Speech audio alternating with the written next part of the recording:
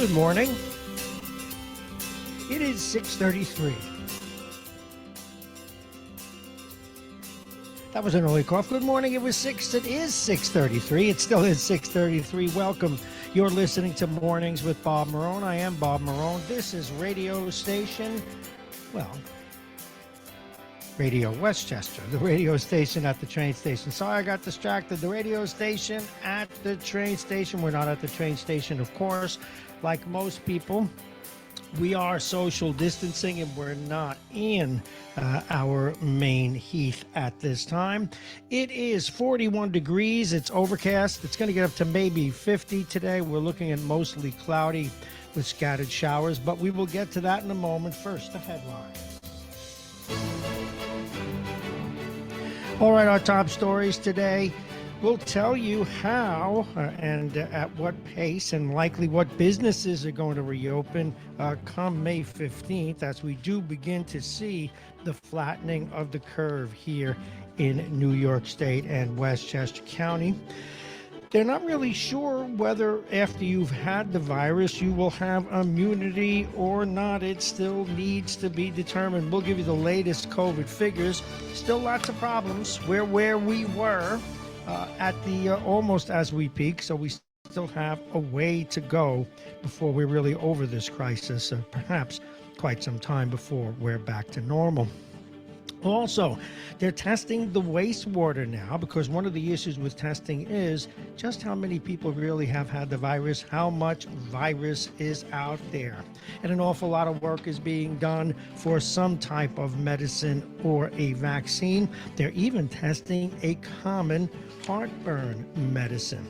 Misinformation continues to flourish online as protest groups get antsy over the lockdown. And of course, Westchester County Airport is going to close for repairs as air travel is down due to the coronavirus. And that is Westchester County Airport.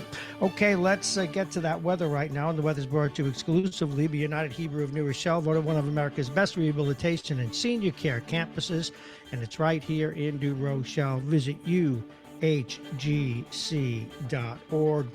It is 41 right now. Today will be mostly cloudy with scattered showers. The temperature will be 49, maybe 50 degrees. Tonight, partly cloudy, the temperature dropping down to 38. The nights have been cold, haven't they? And tomorrow, a mixture of sun and clouds. The high 60, we'll take that. The overnight low will be 41 degrees. We move into Wednesday, mostly cloudy again with a few light showers. I'm tired of the rain, but I guess I'm more tired of being locked in my house. And the high will be 57 degrees. We'll take you out to Thursday. It'll be windy with periods of rain again. High of 58 degrees. And this original half hour is brought to you by our friends at United Hebrew of New Rochelle, Aging Issues Management, the law firm of Payne & Con, Dominic's Fine Cigars, Plug-in Virtual Reality, and our friends at the Beachmont Tavern.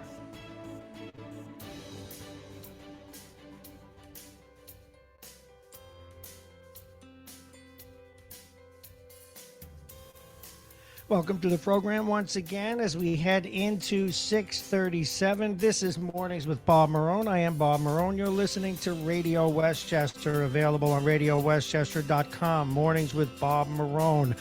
Those two handles can be gotten through MyTuner Radio, iTunes, Spotify, or Tune in radio. And visually, although we're not streaming visually yet, we do have we are broadcasting audio on those channels. You still can see a little stick figure of me, and that is of course YouTube, Facebook, Instagram, Periscope, and Spotify, although that's actually audio, isn't it?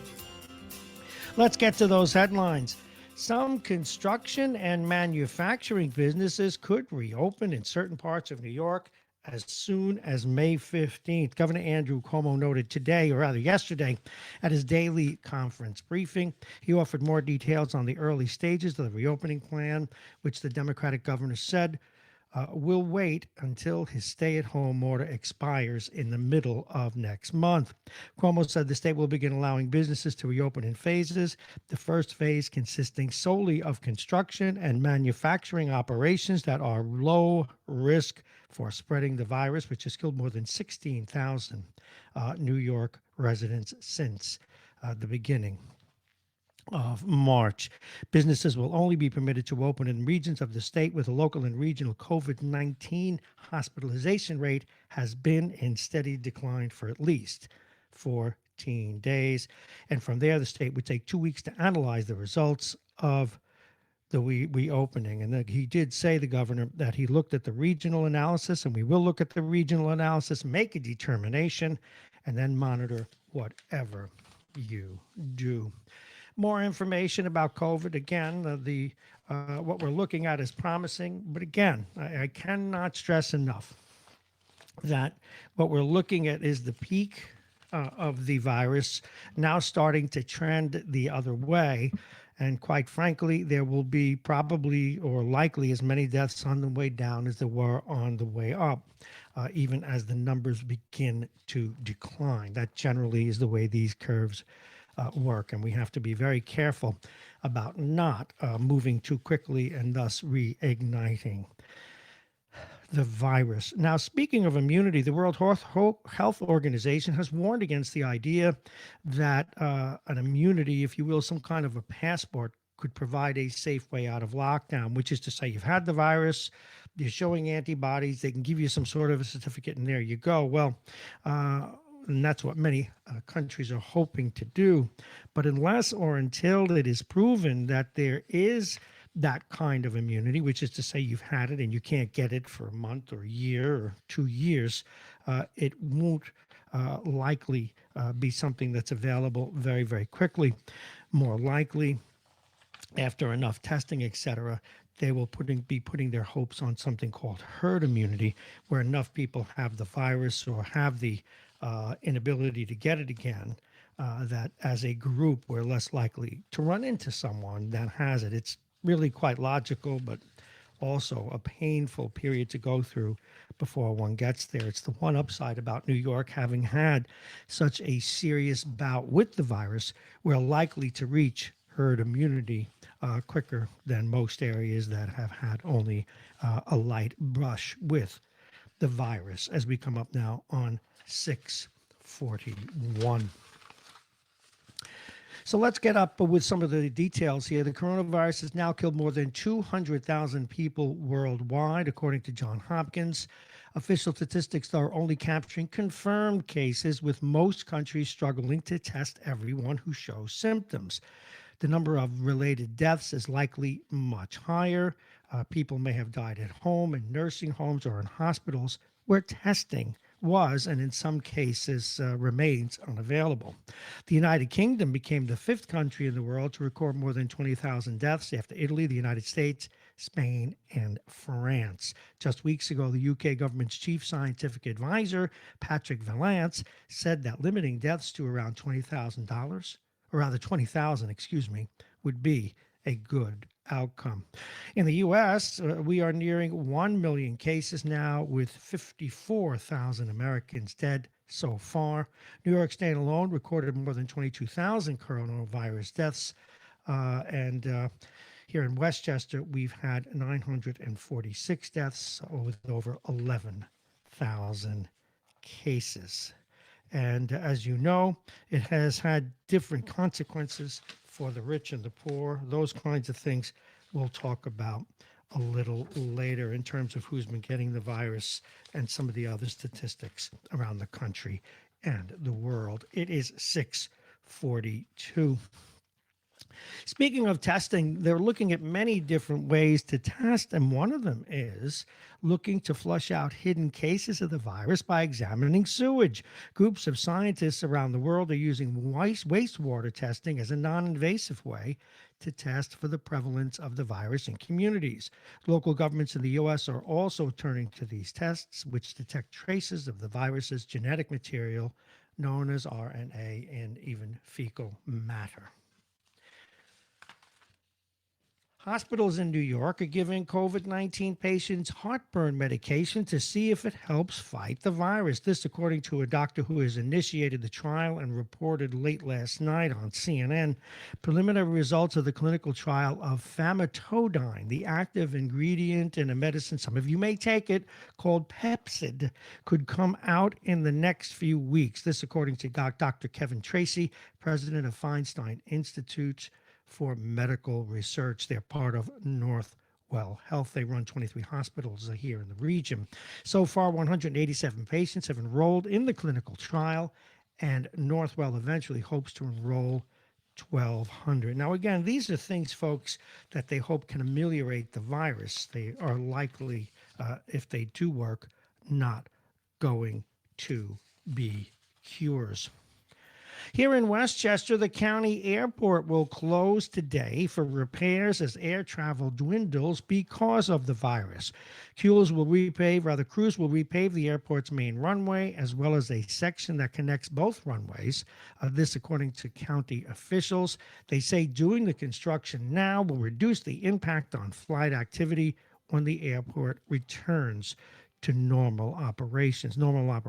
There are about 40 flights from White Plains every day, but that number has dropped sharply over the last 2 months. Now, two of the commercial airlines here, JetBlue and American Airlines, announced that they were suspending flights as a cost-cutting measure. That is, suspending flights out of the Westchester County Airport. Marist College is doing the right things by their students. They're giving refunds and credits for the spring 2020 semester due to the pandemic. The school says it's giving back more than $11 million for unused rooms, meals, student activities, and health services, spanning from March 23rd to May 15. For students who did not have a meal plan or housing, the refund totals about $150. For students with a meal plan and housing, it's more than $1,500. Every little bit helps. Up in Rockland, they've gotten to issuing violations. They've had 468 complaints, but as you know, they wanted to get tough on it, and they have. They received far more complaints of infractions because of violations of social distancing than anywhere else. The health department has issued 13 violations since enforcement began in March, including 2 on Friday for a wedding and burial, and 1 earlier this week for people mourning a man's death. County Executive Day spokesman said Friday that the county had 468 complaints. The violations of county and state laws carry fines of $2,000 per violation. And sure, many people are getting away with it, and that is some of the complaints. But as Ed Day said, we can only inspect incidents if we are aware of them. And 3 Marrone sisters have been affected by the virus. The spread of the virus has torn through the Marrone religious community in Ossining, where at least 3 sisters and 1 priest have died of the virus in recent weeks. Another 8 priests are suspected of having died from the disease that was confirmed on Friday. In a congregation of 352 nuns, 30 have tested positive, along with 10 other staff members. The pandemic's sweeping impact on the community has forced infected nuns to be moved to other locations for medical care. Bob Ambrose, the Marrone Fathers and Brothers of Marrone Fathers and Brothers, said a total of 9 priests have died since the beginning of April, but only 1 was confirmed to have died of COVID. The other are likely to have passed away of the virus, they said, but they had not been tested. Sisters living at Marrone who have tested positive have been transferred to another care facility to receive medical care there. It is 6:47, time for us to take a look at the traffic, or rather the weather, I should say, one more time. All right, welcome to the program. Once again, if you're just joining us, it is Monday, April 27th, 2020. Can you believe the year's a third gone, and what a year it's been? It's 41. It is overcast, getting up to about 50 today, mostly cloudy with scattered showers. The temperature will be 49 degrees. The wind will be out of the west, 10 to 16 miles per hour. Now, tonight, partly cloudy. The temperature will be 38. This cold weather at night rackles the mind. That's a new word I created. Tuesday, a mix of sun and clouds. The high will be 60 degrees. The overnight low will be 41. Wednesday, mostly cloudy with a few light showers or sprinkles. A high of 57. The overnight low a little warmer, 45. And on into Thursday, windy with periods of rain. The high will be 58 degrees. The overnight low will be 48. I like that. It's warming up at night at least. Maybe that's a sign of things to come. Let's take you out to Friday. Mostly cloudy and breezy with scattered showers. The high will be 60 degrees, getting down to 47 at night. And we return now to our top stories this morning, and there are a lot of stories. We will get to all of them. A federal judge has ruled that the Monsey Hanukkah stabbing suspect is unfit to stand trial. One Grafton Thomas is facing federal hate crime charges for the attacks at a rabbi's home in Monsey, where he allegedly stabbed 5 people. One of the attacked victims died late last month from his injuries. The judge ordered Thomas to be committed to a mental health treatment facility for 4 months before his status is reviewed again. Thomas also faces state charges, including attempted murder. He has pleaded not guilty. Pardon me. One of the issues that people are concerned about is the food supply. Tyson Foods now is warning that millions of pounds of meat will disappear from the supply chain as the coronavirus pandemic pushes food processing plants to close, leading to product shortages. U.S. farmers don't have anywhere to sell their livestock, he said. That is a representative for Tyson. Adding that millions of animals, chickens, pigs, and cattle will be depopulated. That kind of means killed because of the closure of our processing facilities. There will be a limited supply of our products available in grocery stores until we are able to reopen. Now, this is some number. Tyson Foods employs roughly 100,000 workers. They closed their pork plants in Waterloo, Iowa, and Logansport, Indiana last week, so that workers in those facilities could be tested for the virus. The Waterloo plant closure came after weeks of public pressure. Production had already slowed there because many of the 2,800 workers had been calling out sick, and the plant had 182 confirmed cases, nearly half of the county's total.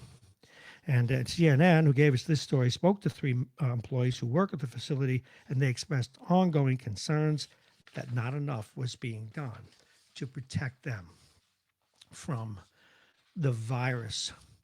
Meanwhile, out in California, the beaches were busy, seeking relief from a heat wave out there. Thousands crowded beaches this weekend amid the pandemic, despite a statewide stay-at-home order implemented by the governor last month.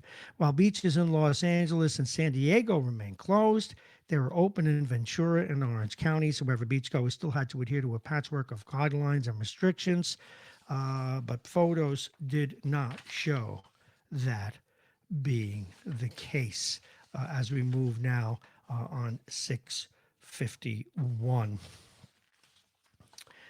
Hundreds, sometimes thousands of posts fly in the new Facebook groups daily. And this is about misinformation regarding the virus. The virus numbers are fake. The coronavirus numbers are fake. Some of the social media videos claim social distancing is the new way to control you, they say, your family and your behavior. The loose network of Facebook groups spurring protests of stay-at-home orders across the country have fast become a hotbed of misinformation. That is, these poster hotbeds of misinformation, folks. And this out of the Associated Press. The weird conspiracy theories and skepticism around the pandemic, launched in recent weeks by pro-gun advocacy groups and conservative activists. The pages are repositories of American suspicion and anxiety, often fueled by notions floated by television personality or Donald Trump himself, and amplified by social media accounts. In a matter of days, the Facebook pages have mobilized protests at state capitals and collectively gained an audience of nearly 1 million followers on Facebook. There's little basis in reality for many of the claims. The virus has infected millions of people worldwide, and the U.S. has recorded more deaths than anywhere else in the world. And, well, that is that. Now, some of the things that are on the radar in terms of fighting the virus, Chinese officials said yesterday that all hospitalized coronavirus patients, I'm tired of that word, in Wuhan have been discharged. The city in Hubei province was the original epicenter of the pandemic, but it is slowly returning to normal. Hawaii has extended its stay at home order and quarantine orders till the end of May. The state has seen 98% decrease in visitors since the quarantine was put in place. Children in Spain are finally allowed to leave their homes for the first time in over 6 weeks. After the government relaxed some of its strict lockdown measures, Prime Minister Pedro Sanchez said he will present his plan for the country's de escalation phase. Several Italian mafia bosses have been released from prison over coronavirus fears. Matteo Salvini, the leader of the Italy's right wing opposition party, the Lega, blasted the move as crazy. Students in New York have filed class action lawsuits against 3 universities, claiming that the schools have failed to adequately refund fees amid the lockdown. Well, we have to excuse Marist from that, don't we? They have been or begun the process of returning fees. And Dr. Anthony Fauci once joked that if any actor was going to portray him on Saturday Night Live, he'd want Brad Pitt. Okay, I guess so, if that's what he says he wants. It is, excuse me, 6:54. A lot of other stuff going on locally, but a couple of other national stories we need to get to. No one is really sure what has happened to Kim Jong-un. He's either dead, brain dead, or just fine, depending on which Asian media report you believe. The North Korean dictator, nicknamed Rocket Man by President Trump for his love of missile launches and nukes, underwent a stent procedure earlier this month that has started a swirl of international speculation.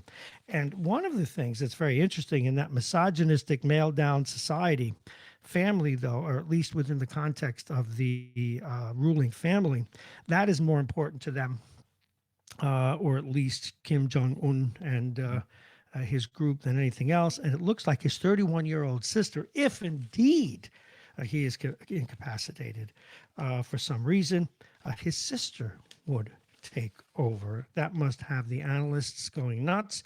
She's a bright young woman, like her brother, although bright obviously doesn't translate to being a good leader. She was educated in schools, in boarding schools in Switzerland, and had a great deal of Western experiences. And quite frankly, we can't give you a definitive answer. All the stories that he's well, that he's not well, that he's dead, so far, none of them are confirmed. And a huge problem is evolving on the subways. They have become the homes for homeless people. And they have their carts, their bags, their garbage, and everything else, and they're actually bringing it on the trains with them. It's become a filthy, deadly homeless shelter on rails, said the New York Post. One video shot earlier this month shows cars of homeless men and women stretched out and slumbering away on the trains. In another film Thursday, a man puffs on a cigarette while standing in an E-train car. A homeless woman was photographed sitting on a 2-train mid-afternoon.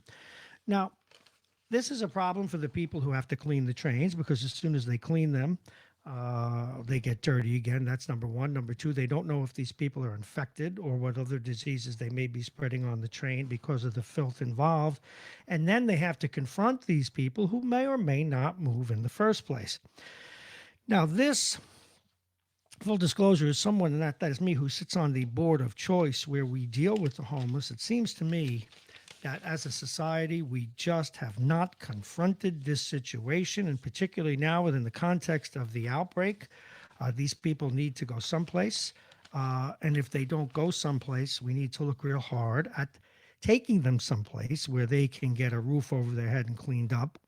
Now, I know I need to understand the law better, but these folks have freedom. They are citizens, and that should be respected and their rights respected. But if they're endangering people on the subway, maybe they should be losing some of those rights. But again, we need to have alternatives for them. The evidence shows that we do not. It is 6:58. Oh boy.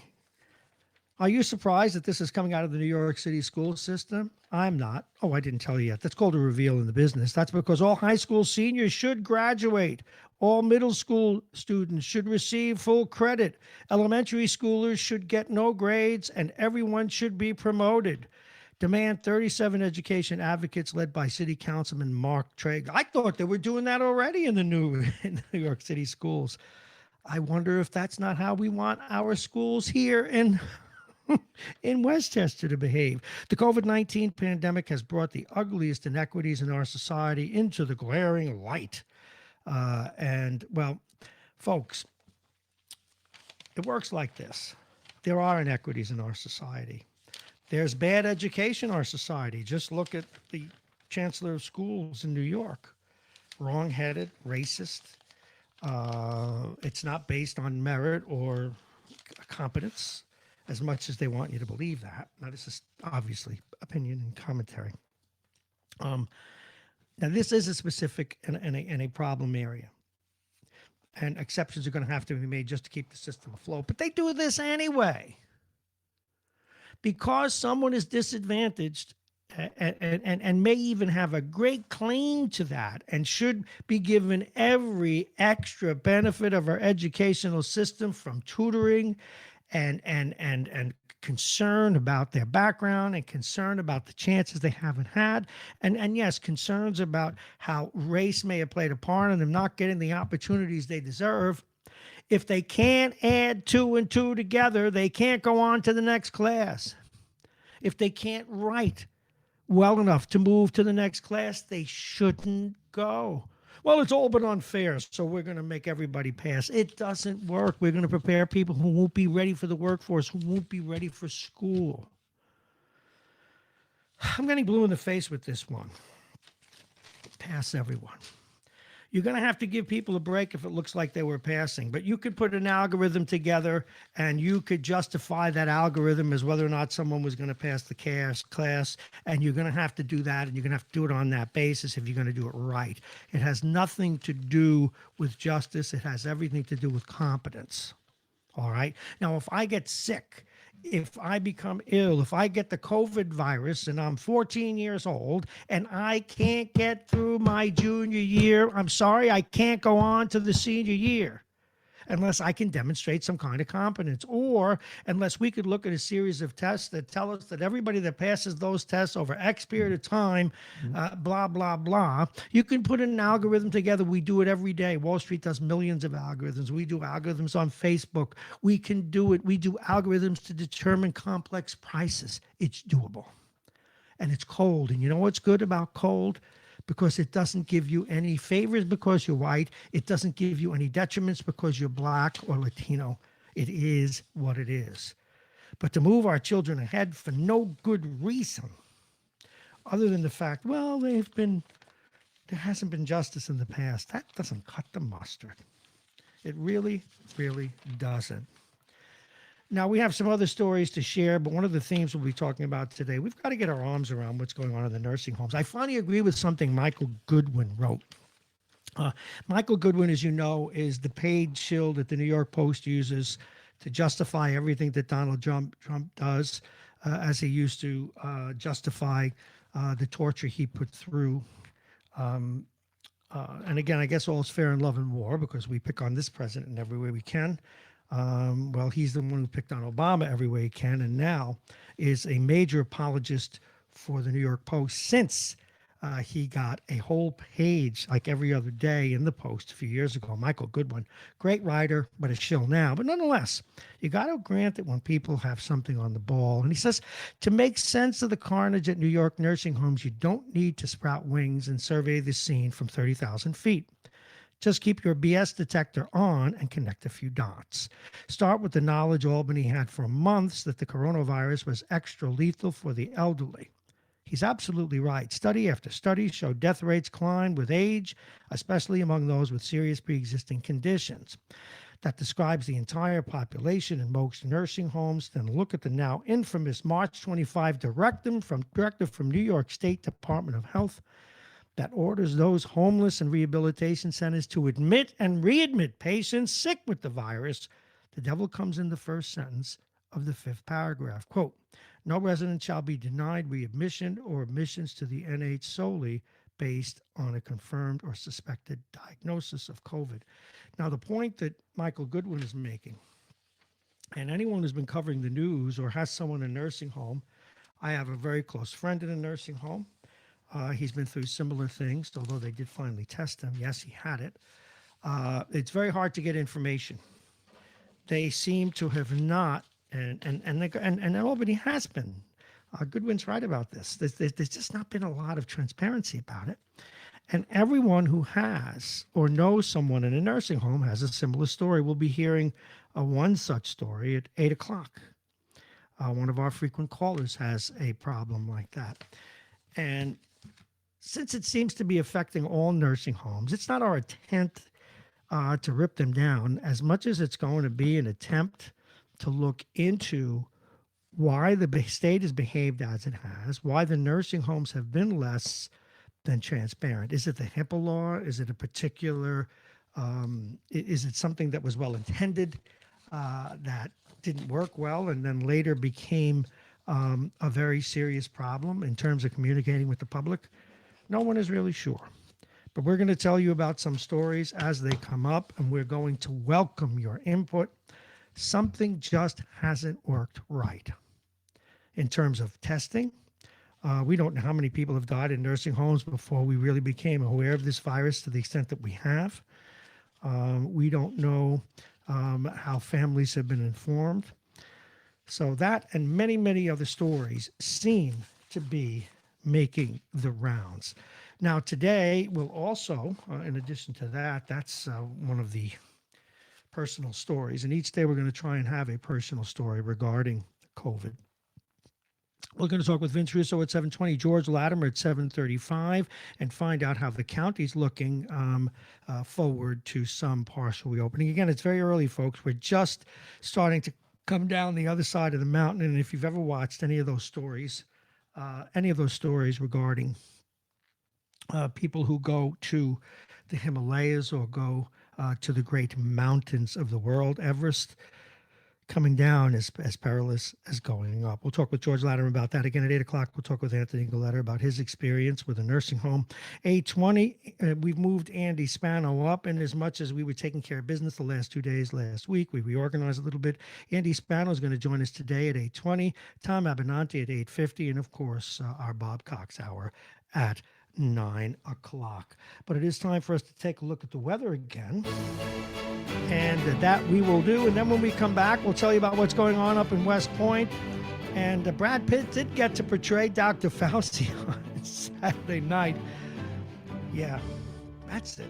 I'll have, if they ever do a movie about me, who should play you? And I know that the listeners are clamoring to go text me. I think I should have... George Clooney can play me.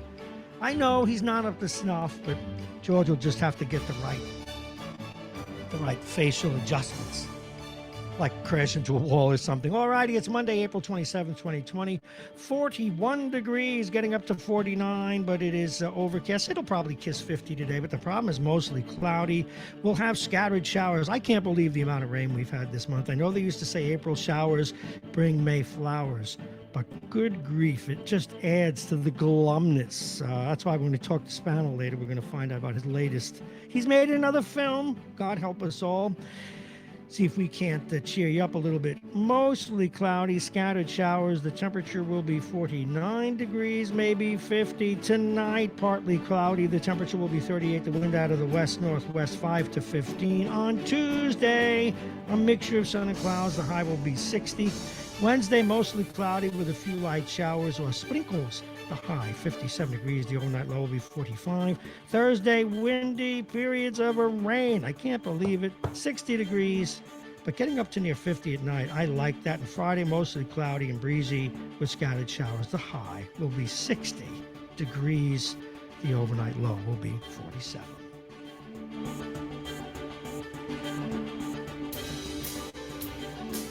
All right, we head into the 7 o'clock hour, and the 7 o'clock hour is brought to you by the people who exclusively brought you the weather, and that is United Hebrew of New Rochelle, voted one of America's best rehabilitation and senior care campuses, and they're right here in New Rochelle. Visit uhgc.org.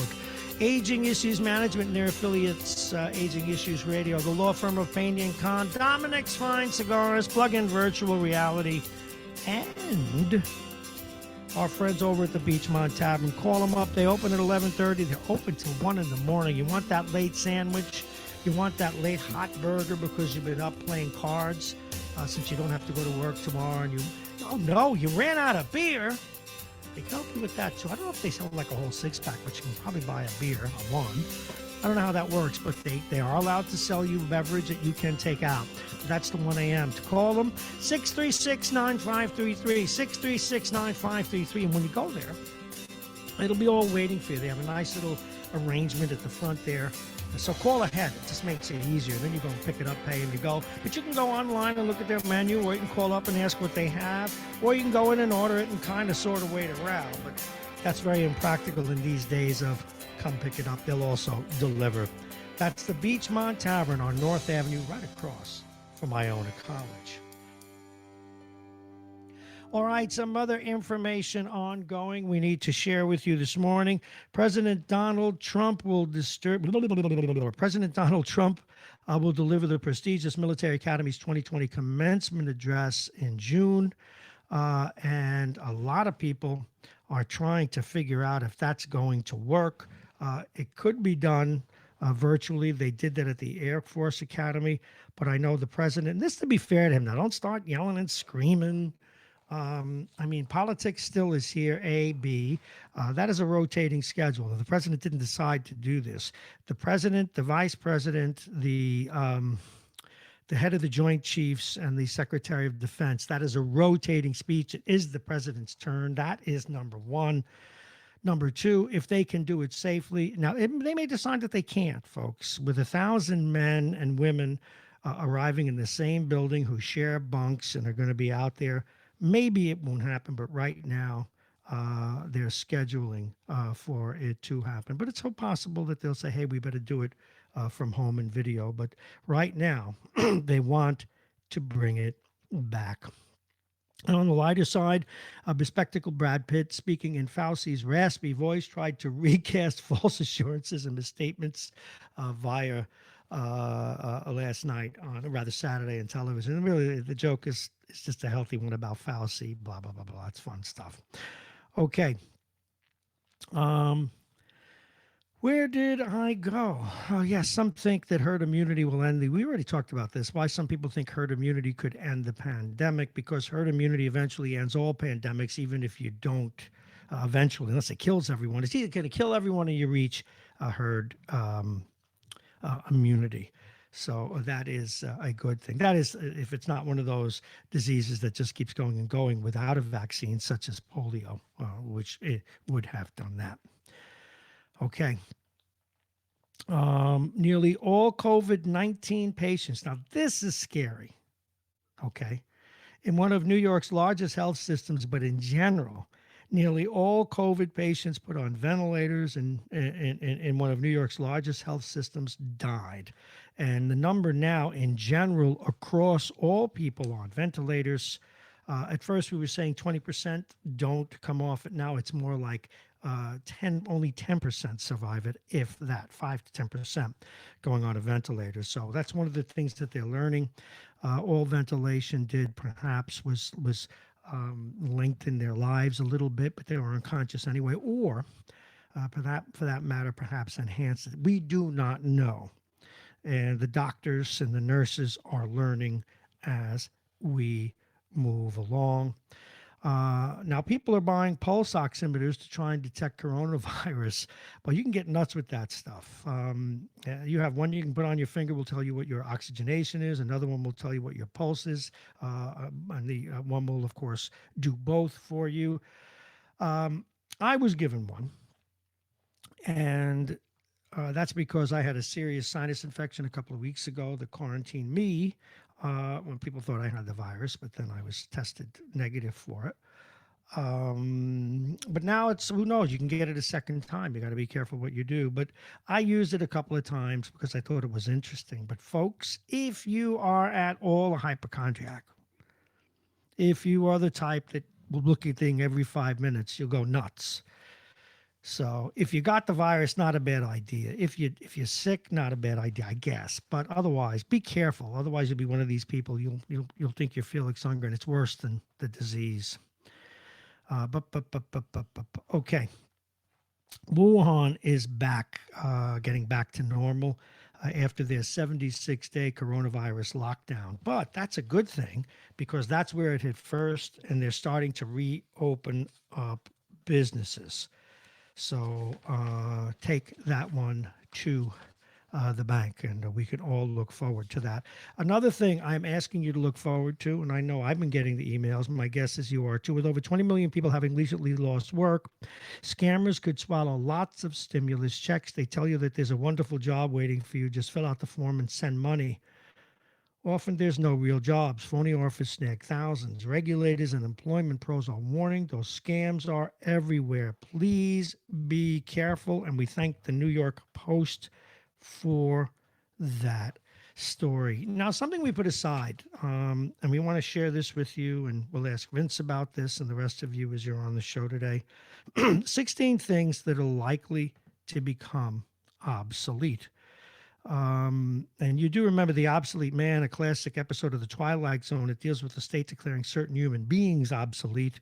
Well, I have to tell you something. As someone who's 70, the way people talk about the virus hitting older people, the way society looks at baby boomers these days, I am, my only disappointment about turning 70 is what it seems to mean in the zeitgeist. I haven't talked about this much. I'd rather get through the virus, and when we get on the other side of this, I will be talking about age bias. I know it existed. It always has existed, and right now it's ignoring the fact that people who are in their 70s and 60s, 70s, and 80s, it's not like it was years and years ago because of medicine, because of exercise, because of what we learned about nutrition. And for us to be tainting, employers do it, even doctors do it inadvertently. It is a real problem in our society. All right, let's take at some of the things that are going to change. And I thought about this one myself. I've never been a big fan of those buffets and salad bars. They put that sneeze rack over it. Oh God, I've never been happy with that. Even when I had a restaurant, I ordered I had a salamurti up in Yorktown. I used to have the biggest, because I was paranoid about that, the biggest ones that they'd make come down almost where you bang your hands into it. But then you still got the hands are on on the clippers and the things that pick up the food blick. I don't think we're going to see that. And I think that's going to change, and restaurants are going to have to do something about that. Handshakes. National Handshake Day is the last Thursday in June, but it's not looking like much of a celebration. It's as good as gone. I think most people believe that. I wonder what we'll do. So too will be high fives. Well, those of us who play hockey, we can keep our gloves on, but the high five had a good run. Its origin dates to 1977, an impromptu invention from the Los Angeles Dodger teammate crew of Glenn Burke and Dusty Baker. I didn't know that after a home run. The insipid congratulatory slaps after missing free throws will not be missed. Oh, yeah, I don't know why they do that all the time in the NBA. They give one another high fives after they miss.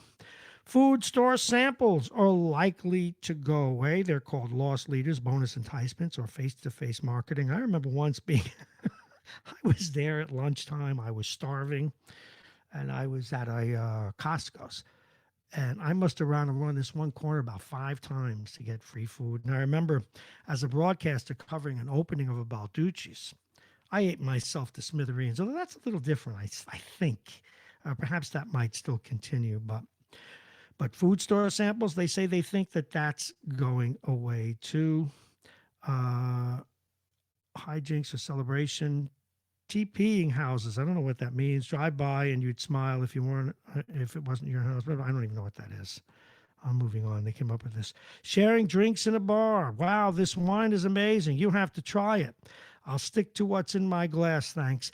You know, that's true. The other day I went to take a drink from a glass that was in the sink, and I said, who's been drinking from my glass? Line 6 foot markers will be the norm along with the maximum capacity signs, and you can bet when there looks to be a violation, everyone with a cell phone will be turned into where was I? We turned into an instant rat. Filmmakers, rather. More concert ticket lines will be virtual, staggered every time a ticket events. So I'm moving along because I haven't even opened the phone yet, and I know I need to do that for guests. Knocking bottoms of beer bottles. Well, why couldn't I do that? Where you click the beer bottle. The lip of the bottle should have been outlawed years ago for sheer lack of imagination. It's gone. One craft beer costs, well, blah, blah, blah, blah. Okay, got it. One more. Manned toll booths. Well, they're going away anyway. Mosh pits, floor seats. I guess they're going away. Rugby, wrestling, and boxing. No, no, no, no, no, no, no, no, no. If men, and this goes back to the age-old thing, if the men are willing to take the sport and play it, they're going to play it. And I guess hockey fights will be over forever now. Holy water. I didn't even think of this when you go into church. Holy water with a symbolic. A lot of people are going to think it's holy, it's blessed. Don't bet on it. And airplanes, free or price inclusive. Seats on airlines are rare to begin with. Remember how we were all aghast when we learned fees were being tacked on? Well, if you thought a handful of middle-class seats were the only thing without such fees, envision this, a not-so-optional cleaning fee as a premium. Physical offices. Well, I don't know that they're going to go away. Keychain store, club tabs, kissing. Well, I'm not going to stop kissing, folks. Sorry. I'm going to say kissing. I'm talking about casual kissing. I mean, obviously, romantic kissing, what goes on in your bedroom is your business. Okay, I better open the phones or Vince is going to be squealing and complaining as we come up now on 7:20. He's probably trying to call, and but then again, you'd be surprised. Come Mondays, the people forget that I'm here. So I'm opening up the phone lines even as we speak. He probably already called. He probably did. Why don't we call him? We could annoy him, Yeah, let's do that.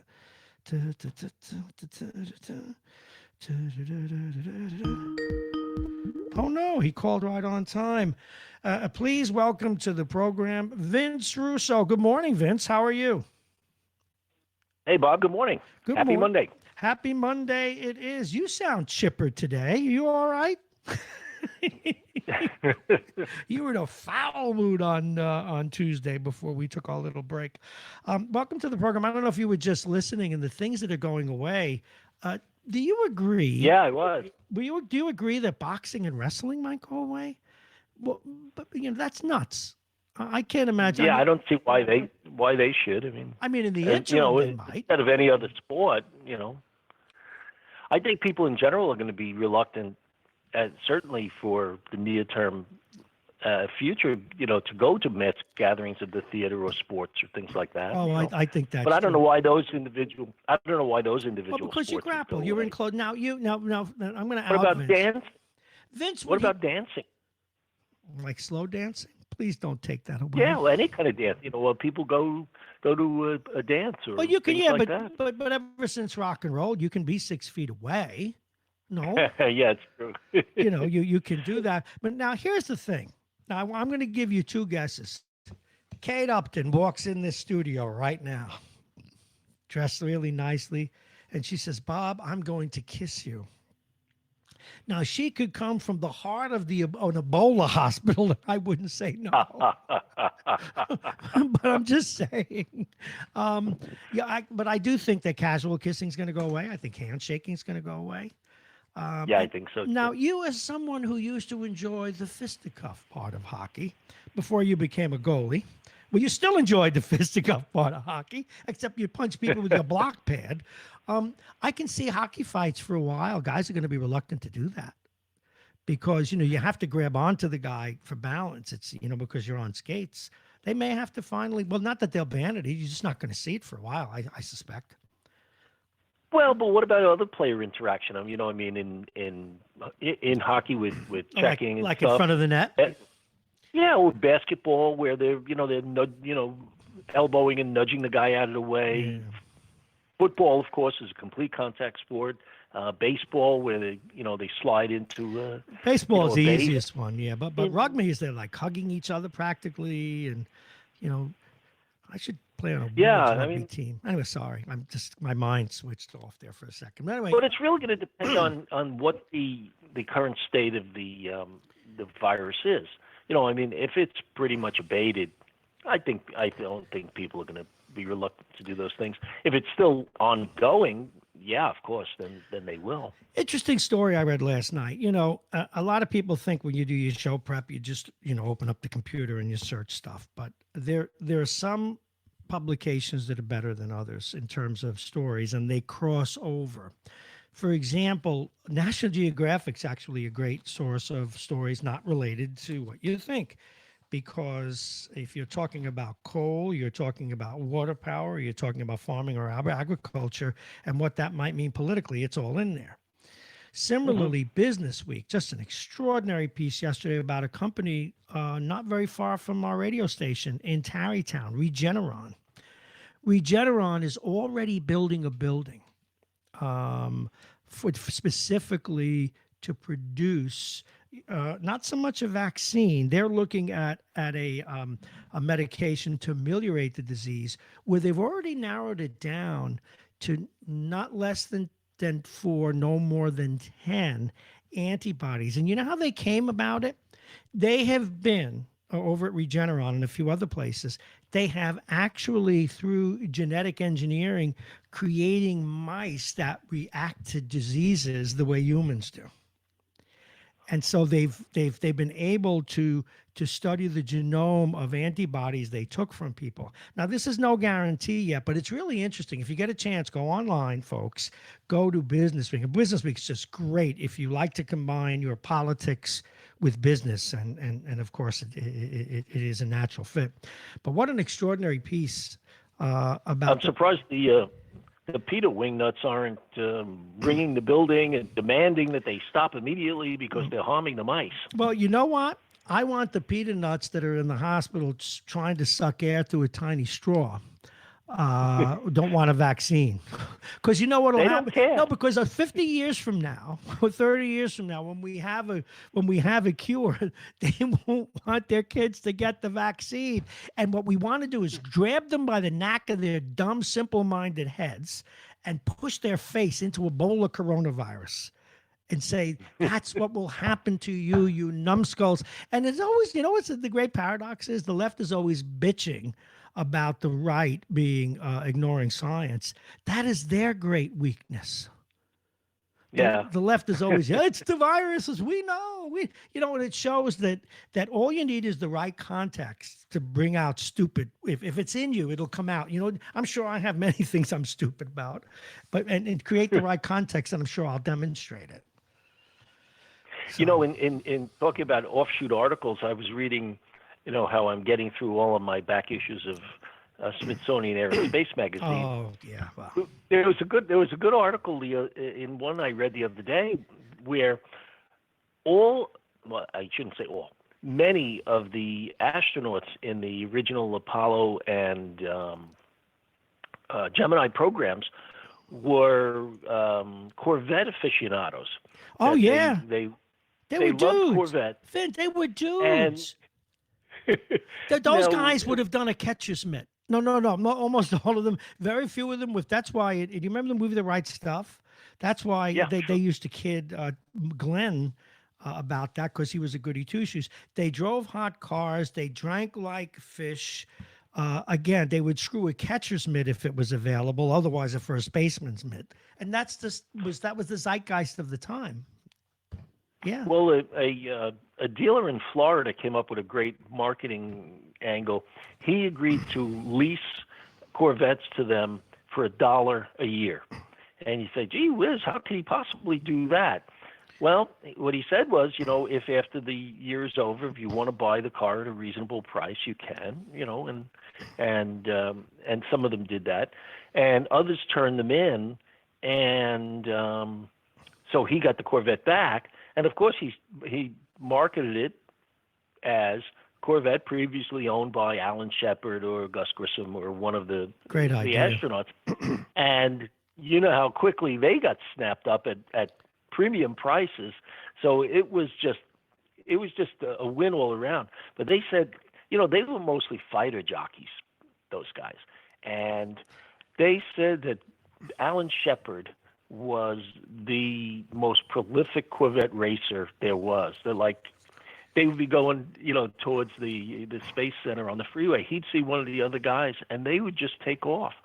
And of course, they had immunity. I mean, like, who's going to arrest Alan Shepard? Do you know, that reminds me, I was reading, I've had from time to time a little more than a passing interest in auto racing, a couple of my crazy things I like.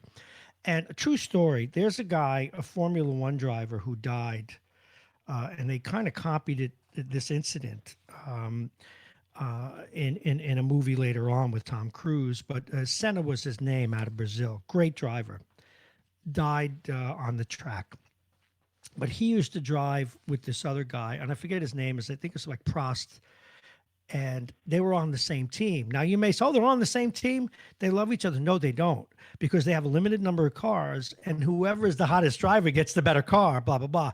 So they had these internecine, almost hatred for one another. Well, we all thought this was an apocryphal story, meaning, it's just a rumor. But literally, they had come back from a trip, all the buses and planes, and they land. And they both picked up rental cars at the airport. Mm-hmm. And guess what they did?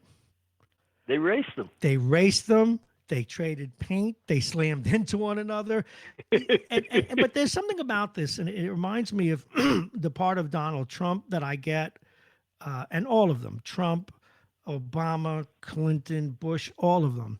And I once asked, I don't know if you remember, when I was in my first 10 years at WVOX, I used to have a Fox News contributor. Goldman was the executive editor of the Washington Times. And I said, but what is it about these men who run for president? And he says, Bob, they're not like me and you. He said, they look in the mirror, and he said, you the man.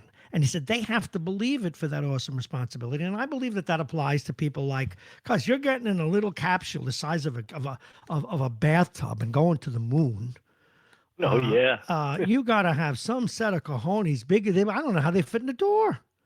I don't know how they did either. Those guys were something. I mean, the way they were able to ride those rockets, and, and it's interesting. You read a lot of the articles, and they said, you know what,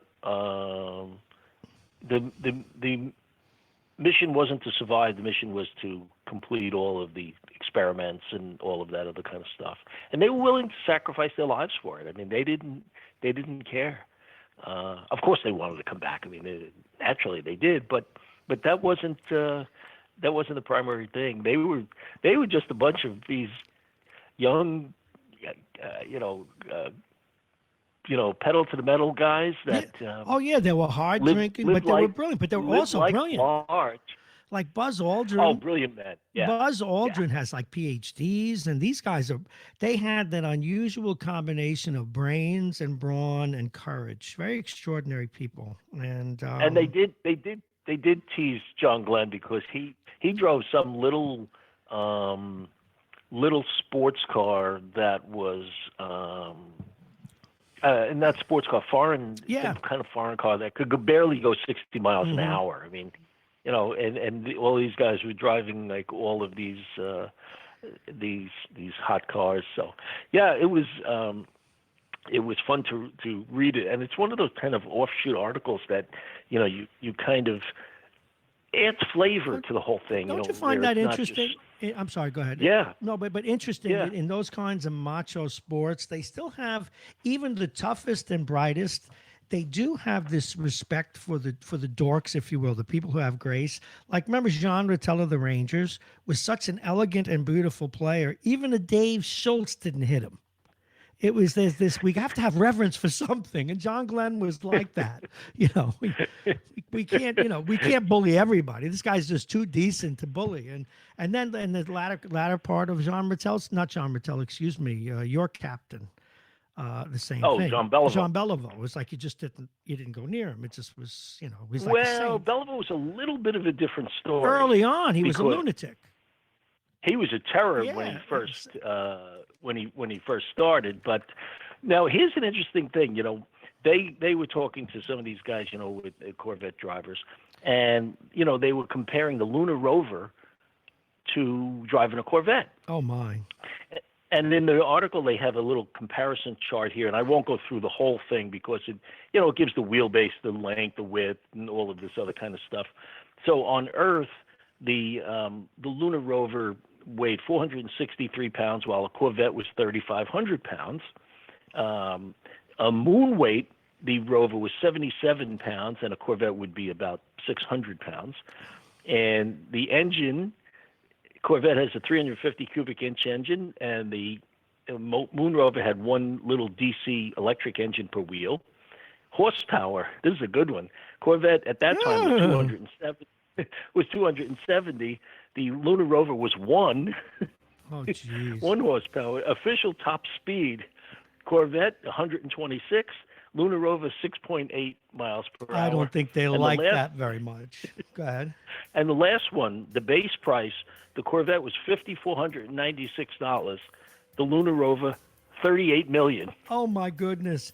Well, I still like the famous story about the pencil. We spent millions to develop a pen that would still provide ink and space, and the Russians said we just use a pencil, piece of work. Use the pencil. Remember when I had Buzz Aldrin on? He was still a little on up there and a little bit off, but I remember him telling me how a lot of them used to bring back rocks and go up there with medals and cards so they can sell them or save them when they got back, because they didn't make a lot of money either, No, it's true. That's right. They didn't make a lot of money. They would get test pilot money, which is in the military is not. Well, it's a lot better now. Now they have to pay people a living. Well, yeah. But then they gave you a house in a bug-infested neighborhood. You were cool. Hey, listen, thank you very much. We're glad you're in a good mood today. We were going to send a shrink to your house on Tuesday. Take care, Vince. We'll talk to you later. Talk to you early tomorrow. Take Bye. care. All righty, George Latimer's up next as we pass through 7:35, and we take a look at the weather. And the weather it's Monday, by the way, April 27th, 2020. It's 41. God, I don't think it's going to get up much higher, but they tell us we'll get to 50. It's overcast. We're going to have clouds and scattered showers. Please, no more rain. The temperature will be 49. The wind will be out of the west, 10 to 15 miles an hour. Monday night, partly cloudy. The temperature will be 38. Tuesday, a mixture of sun and clouds. A high will be 60 degrees. Wednesday, partly sunny with a few light showers or sprinkles. Thursday, windy with with periods of rain. I can't believe we're going to have more rain, but that's what we're going to have Wednesday. Light showers, the high will be 57, getting up near 60, the overnight low 45. And on Thursday, windy with periods of rain. All righty, we move straight ahead, and we're happy to have him with us once again. Please welcome the County Executive, George Latimer. Good morning, County Executive. Good morning, Bob. How are you this day? Doing pretty well, all things considered. I am tired of the rain. Okay, can you do anything as County Executive to stop that? No. All right, thought I'd ask. Anyway, listen. I'd love to say yes, but right now I'm having enough trouble with the things that I, in theory, can do, much less to add things that I know I can't do. No, we just thought we'd ask you anyway. And just one more thing on the light side before we get to the heavy stuff. Our buddy has done it again. The former county executive, Andy Spano, has another YouTube tape. God help us all. Anyway. I'll look for it right away. What's the topic of this one? The topic is inspiration. He's just got to just go on. Okay. Yeah. Andy has, and the other one, of course, if you probably saw it by now, was Andy makes a mask. Now, he still breathes is amazing. Yes, I did see it, right. Okay. Well, it was said that JFK always looked at Truman's tweets, so it was. It seems certainly appropriate for a successor to follow a predecessor. Okay. It looks like we are turning a very important corner, but as the governor said, remember on the way down, we're going to see the same kinds of numbers on the way down we saw on the way up. He's looking at possibly reopening things very slowly, really talking about construction and manufacturing on the 15th. How do we look as a county? What are you most concerned about? Where are we going? Well, certainly we flattened the curve. There's no question about it now. I was tentative a couple of weeks ago because you don't like, I mean, you come out of businesses, right? You don't like making assertions if they can't really be backed up by the data. The data now shows that we have flattened. The number of active cases are down, dropping each day, even though there's more people testing positive. But the number of people that are actively within the 2-week period of time has become less over the last 3 weeks. And the number of hospitalizations are continuing to drop from under 1,000 now, and all that's good news. On the other hand, because we do have to open up the economy, I don't think anybody believes that the economy shouldn't be open. It's only a question of how much and when. I think, and really this is all within the governor's authority. There's really no authority for the mayor or for myself in Westchester County or within a city to say, okay, we're going to open this, we're going to open that. All of that prerogative belongs to the governor. And I think wisely he's doing it regionally, and I think wisely he's doing it in some context with the governor of Connecticut and the governor of New Jersey, so that if you open up something, it's not, closed in Rye and open in Greenwich or, something like that. But long story short, there are things that you could do. I've always believed that religious services, for example, can be socially distanced. I think you require a mask for everybody to walk into church or synagogue, and the ushers establish a certain distance in seating, and you don't let people other than a family sit close to each other, and you can reopen the services. Now, you might have to have more services. If you have, as a Catholic, if you have 4 masses on a Sunday, you may have to have 6 in order to accommodate the congregation. You might like to go to the 9, but you might have to go to a 1 o'clock, but you could do it. And, that's not necessarily an example of the economy growing, but it is something that would put one of the structures of our lives back in order. You could look in theory about a restaurant that opens with a lesser number of seats than it has, and that's just a little bit. And then a protocol for how the waiters interact with the guests. It won't be back to old-fashioned ways right away. But I could see how those things could happen. And of course, he's identified things like construction, which do not put people sitting side by side the whole time. But every single business is going to have to look at the way they operate and determine how best they can function. And that includes the county government as a business, in the sense that there are people who work together in a particular department. DSS is an example. How do you have people interact in this physical space that you have? And we have to work and plan and open when the plans are in place, not beforehand, so that we don't have the unnecessary contact. All of that, I think, is workable, and I think it gives you a light at the end of the tunnel. Now, having said that, the scientists do tell us that the minute you open up the society, even at a very careful level, you will have the number of infections go up again, because there will be more circulation between people. Then the question becomes, what level of physical care can we provide?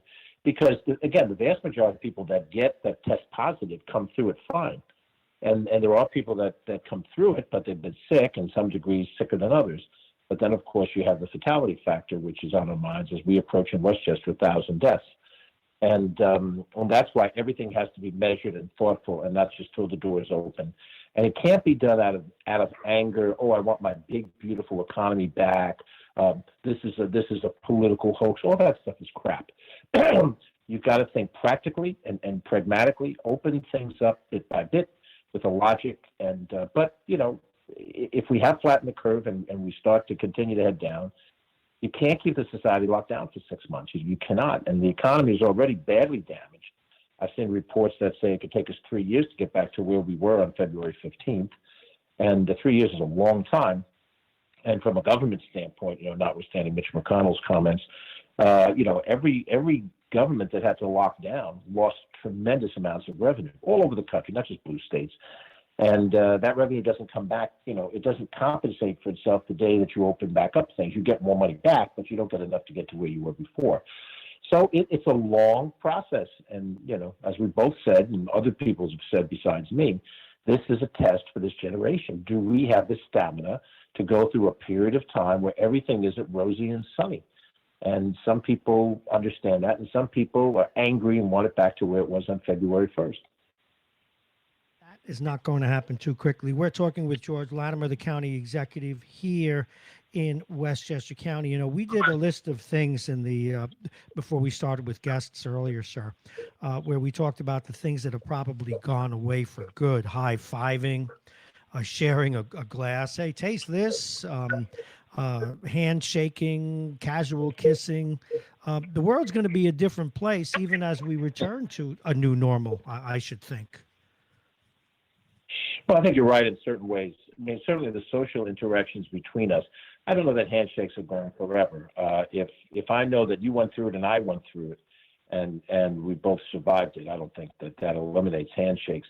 I do think the new normal will have hand sanitizer at the ready at all times. I think we're all going to carry something around in our pockets to hand sanitize constantly.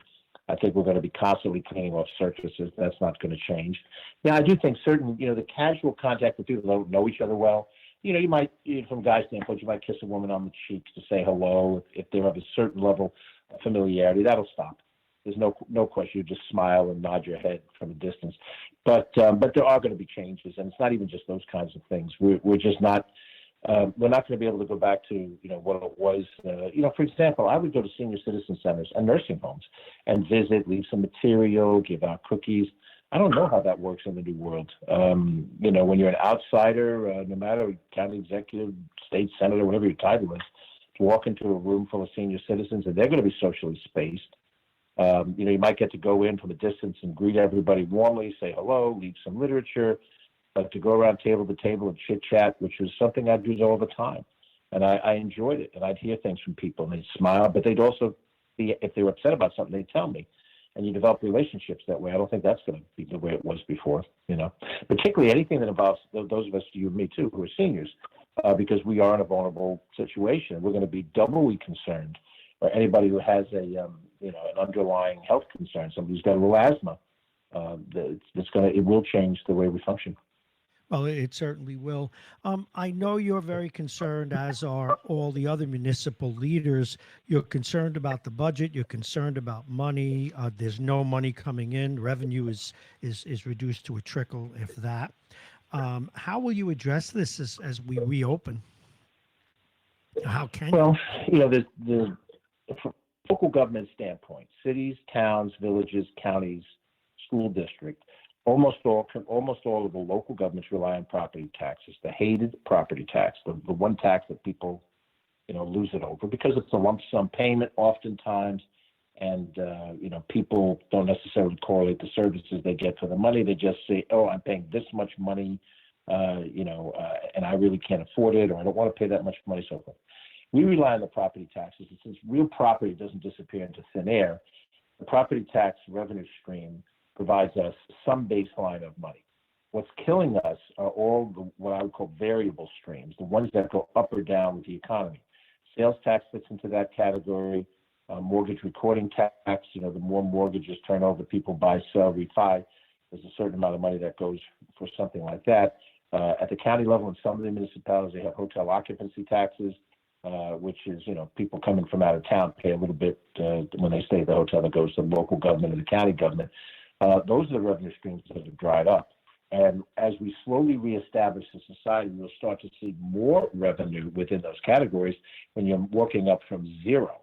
But when you talk about the estimates that were made in January, when the town budgets, most of the city budgets and the county budgets were done, we're not going to be anywhere near those numbers. As I've said, I think 2 weeks ago, when I had a press conference just on this topic alone, I said the gap could be anywhere from $90 million to $160 million of lost revenue for the county based on when we start to resume some degree of economic activity. 90 million, we resume activity sooner. 160 million, we resume it later. And we're not going to know that until we have a date by which these things start to come back into place.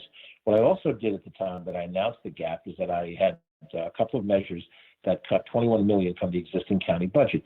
They were fiscal policies that were prudent, where you pay as you go rather than borrowing. And I was very proud of those decisions because I thought it would put us on a fine financial status going forward. But now that's a luxury. I don't have that luxury. So now I do have to go and borrow money to pay off certiorari payments, which is legal. And you're paying the debt service, not the full amount. And like anytime you borrow money, you're assuming that later on down the line, another year or two or three or four, you'll have the full amount paid. But you're going to pay an interest on top of that. But there's no choice. So that's the first 21 million against a gap. Let's take the middle number and say we're going to be about 120 million in the hole, which is a huge number. 20 million represents now about 15% of that total. And we're looking at all the other ways. What we're going to be studying shortly is deferral of capital projects. How many capital projects that we plan to do are not absolutely necessary. The road that you drive on that's got potholes on it, we were planning to repave it this year. Well, you have to wait a year now, and we're going to have to do it for a bunch of roads. We can't, you can't delay bridges, because if a bridge isn't stable and you have to close it, then that's a bigger problem. But with a road, it's not good, but it's less good it's more good than not putting money into other key things and improvements, things where you say, boy, we can invest in this, and this would be an improvement. We got to put those on the sideline. So that's our next step. We have some plans for phase two. We'll announce the phase two, maybe a week, 10 days, whatever, and it will involve additional cutting of the budget. But at some point in time, we're going to get to the hardcore reality, which is employees. And that is very, very difficult, because we only add to the economic downturn if we start to lay people off. Now, there are people in the private sector that say, these public sector people, they get job security. Well, let me tell you, if we don't have enough money to pay them, we'll do what we have to do. But I want you to think twice before we start laying off nurses or police officers or people in our emergency services department, or the people that run the sewer treatment plant, or the people that do this, that, or the other thing, the probation officers, the correction officers that keep an eye on the prisoners at the jail. Because in public services, it's not just that the individual works for the government. It's the service they do that the society itself needs government to do. You don't have your own personal jail. That's not a private sector thing. And when you start talking about not having enough people to manage a jail and not having enough people to manage a sewer treatment plant, then problems occur. You could have a riot at a prison. You could have a breakdown in your sewer treatment system and have your sewer system back up into your bathroom. Those things can happen. And that's what you have to make sure in your anger over public employees, that you understand what their functions are. My job, and this is what I'll be held accountable for every day, is whether or not we make the right choices if we get to the point where we have to reduce staff. And every government now is looking at that as a last case scenario, but as a scenario. Some of us are looking to Washington to see what they're going to do. McConnell made this statement, I think they should claim bankruptcy. Are you crazy? Are you really crazy, Mitch? Is finding you? If you have governments across the board claiming bankruptcy, you don't have a destabilization of this country that will not benefit your party, no matter what you think it does. And in fact, I think a statement like that probably is the opening salvo of negotiations, because what he probably wants to do is extract big subsidies for certain industries that are, his favorite. And so he's telling Nancy Pelosi, well, if you want to save your town governments and your city governments, then you're going to have to save, the hotel industry or the airline industry or whatever industry is on his mind. The bourbon industry probably down in Kentucky, I would think. And none of these things, no one wanted this to happen. Who wanted the economy to crash because of the virus? Who wanted 1,000 people in Westchester to die? However, how you respond to it is the test. And if you respond to it stupidly and partisanly, then, you deserve people to be mad at you. It's incredible that these things become partisan, and I guess they always will. We saw in the papers today, I don't know that it's your decision, but the airport is going to close today to be cleaned up and to have some things changed with the runways. Can you tell us about that? Yeah, it's really a very simple project. It's the repaving of the runway. Every 20 years, you need to repave, the airport runway. For the same reasons why I just said a second ago, why you have to repave a road. You can't afford the runway to be in any way compromised when a plane is coming down and throwing the reverse engines on to slow it down. If there's anything, you ever look at how big those airplane tires are? They're pretty big. But look at how big the airplane that's landing on them are. It's huge. If anything happens to destabilize any of those tires, That plane could veer, it could crash, it might not stop, and you could have tremendous damage, tremendous loss of life. So you don't mess around with the runway. What we are doing, very simply, is repaving the runway. The main runway is 16/34. I don't know why it's numbered that way, but that's its number. And there's a smaller runway. We're repaving the runways, and it's a every 20-year project. It falls to me to be in office when the 20 years come up. 20 years ago, the last time it was done, I was the chairman of the Board of Legislators, so it just so happens to come on my watch. Now, the air traffic at the airport has trickled down to almost nothing. Now, there are people that do want to fly out. There are people that have their planes and so forth. The smaller ones, they're not happy. There's a certain number of people that are not happy. But I have to tell you, now that there's so little traffic out there, this is the ideal time to do it.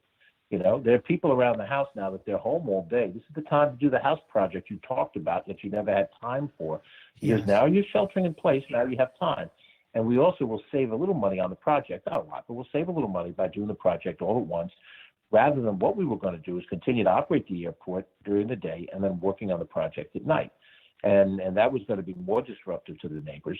Now we can work around the clock and get the project done sooner, so it's less overnight disruption for the people that live near the area. It's going to be disruption, but it's going to be less of it. Instead of going, I'm going to give you dummy numbers, I'm not sure if they're absolutely accurate, but instead of going 2 months or 3 months stretched out, you can do it in a month, 3 weeks, or it would have been 6 weeks, and get the project over with. The runway gets done and the airport gets open. By then, if the air traffic structure starts to move forward again, then you can move forward with it. But it's just a practical way to use this dead time. That's the basic gist behind it. Makes And there sense. are some people that are not happy with it, as with everything.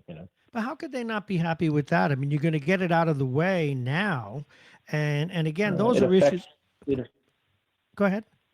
It just affects some people's business. That's all. I mean, there are certain entities that did not come to a full stop. Basically the commercial flights. You go to the airport, you get on JetBlue, go to Florida. Those things have dropped down to almost nothing, just almost a trickle. The reality of things, though, is that there are some entities that still operate out there, and it's a small number of people, but it does affect them, and they're not happy about it, and I understand that. But this is where when you make decisions, you just can't please everybody. It's just not possible. On the big picture, to get the project done sooner and cheaper makes sense, and that's the decision. We're with County Executive George Latimer here on Radio Westchester. As you look forward, and I know that you have other orders ahead, as we used to say on Wall Street, and the priority of getting the fiscal house in order and getting through this. But do you have any projects on the plate that you really are hoping to get back to if things get better reasonably quickly? What presses Well, you? where we were on February 15th, we felt pretty good. We had a budget last year that cut property taxes a little bit. That doesn't change because the property tax levy for 2020 is already made. No impacts by this on what we do with property taxes. We had moved forward in a host of different areas. We were starting to work on Memorial Field. All that's been approved. The Nearshot Family Court, which stuck around for 8 years, that didn't happen. We got the Miller House done. We opened the pools. Now they're going to be closed again. We had hoped for this year to be another year in the right direction on Playland, but that's not going to happen. And in a host of other things, the food scrap recycling program, reduce the amount of waste that gets burned, recycle more of it properly. That's an initiative that's still there. We have a solar energy initiative, an electric vehicle charging station initiative that's still out there. That'll get some attention this year. A host of things that we thought were important. Our efforts on Census 2020 are underway. Unfortunately now, because you can't get people together, we planned all kinds of group events and things to highlight the census and reach the people that normally don't respond. And we had high hopes for it. I don't know if this is, we'll see what happens. We'll see when the society reopens. That's an issue on the table. Still working with Indian Point this week, shuts down Unit 2, which, Did I lose you there? some real impacts in the short term, Medicare County, I'm sorry, Bob? No, I thought I lost you there. I think you must have had an incoming call. I lost you just No, for I'm a still second. there. Okay. George Latimer. Yeah, Indian Point Unit 2 shuts down. Yeah, Go Indian ahead. Point. Can we talk about Indian Point just for a minute? It's not on everybody's radar now, Yeah. but I know one of the reactors did shut down. And when will the second one shut down? And then, of course, we'll have a decade of dissembling. Well, you got a year to go for for Unit 3. Unit 2 shuts down this week, I guess. Mhm. Unit 3 a year from now. And in the meantime, Entergy, which owns the plant, is trying to sell it to a decommissioning company. Mhm. Holtec is the name of the company. They're going through a vetting process to determine if the Nuclear Regulatory Commission will authorize the sale. We're concerned about the workings with Holtec because Holtec, if they buy it, once it's shut down, we've got this big white elephant sitting up there, and they can either deconstruct it and reuse the property sooner or later. And if they do it later, it's going to sit there for the rest of my natural life. Without it being a productive anything. And, people think, well, just go in there and do this and do that. We don't own the land. That's owned by Energy. And if they sell it to Holtec will own the land. And then what they do with it and how they value it will mean a lot to us. There's a whole nother set of issues about where's the energy coming from. There's plenty of energy generation in upstate New York. The state has to figure out how to reconfigure the distribution of energy so that it is replaced at a level that's not, super expensive. But of course, the shutdown of the economy now, we've drawn very little energy compared to what we would have done. So there's so many different factors at play, but we're monitoring it. We've got a conference call this week on Indian Point with the task force to see exactly where we stand. And this is an issue we're going to monitor. The COVID has taken over everything and all airspace for discussion, but there's still plenty of other issues underway. And, the practical reality is I've been given a 4-year opportunity in this position. This is now approaching approaching halfway through my 3rd year.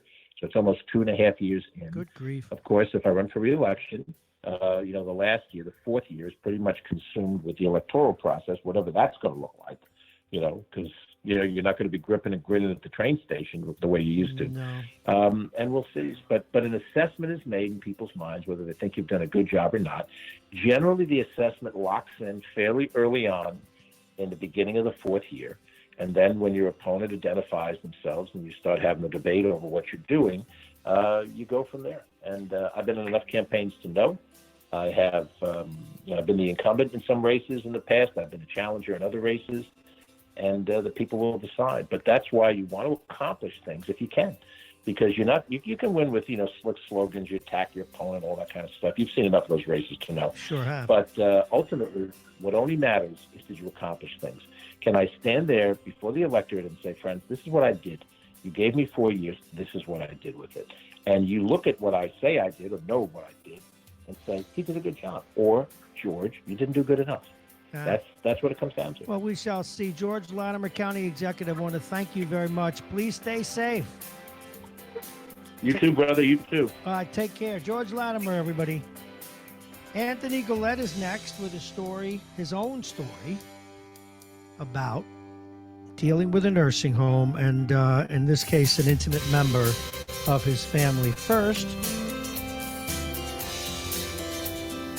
a quick look at the weather. And the weather's brought to you exclusively by United Hebrew of New Rochelle, voted one of America's best rehabilitation and senior care campuses, and it's right here in New Rochelle. Visit uhgc.org. 42, getting to 50. It's overcast. It'll be mostly cloudy with scattered showers today. The temperature getting up to 50. Tonight, partly cloudy, 38 degrees. Please, no more 30s. Tomorrow may answer that. A mixture of sun and clouds, a high of 60. We like that. 41 at night, that's over 30. I guess I'll take it. That's over the 30s. Wednesday, a little better, but mostly cloudy with a few light showers. A high, again, near 60. The overnight getting up to 45. It's inching at Thursday. Windy with periods of rain. The high, 60 degrees. The overnight low getting up to 48. And this top of the hour is brought to you by Aging Issues Management, the law firm of phpne & Con, Dominic's Fine Cigars, pluginvirtualreality.com, and our friends at the Beachmont Tavern. Remember, they're open at 11:30 today. Excuse me, they will be open until 1 in the morning. So you and your buddies are playing cards late, or the family wants some burgers. It's 11 o'clock. You're watching a wonderful horror movie starring me. And you want to send out for something, that's the place to go. They'll deliver it, but they also will let you pick it up. Call them at 636-9533, 636-9533. Now, every once in a while, and this is what makes what we do, at least to us on this end of it, important. We have the people that listen to this broadcast, the people that contribute to this broadcast, myself, others, the regular guests. What goes on every day touches them. And one of the things that is still obscure to all of us is why. I mean, we all kind of know why that more people are susceptible in nursing homes. They're close together. The people who inhabit are close together. They have pre-existing conditions. They're combinations to the extent that they're medical and residential facilities. So they have to be kept really clean. And most of them really do that very well.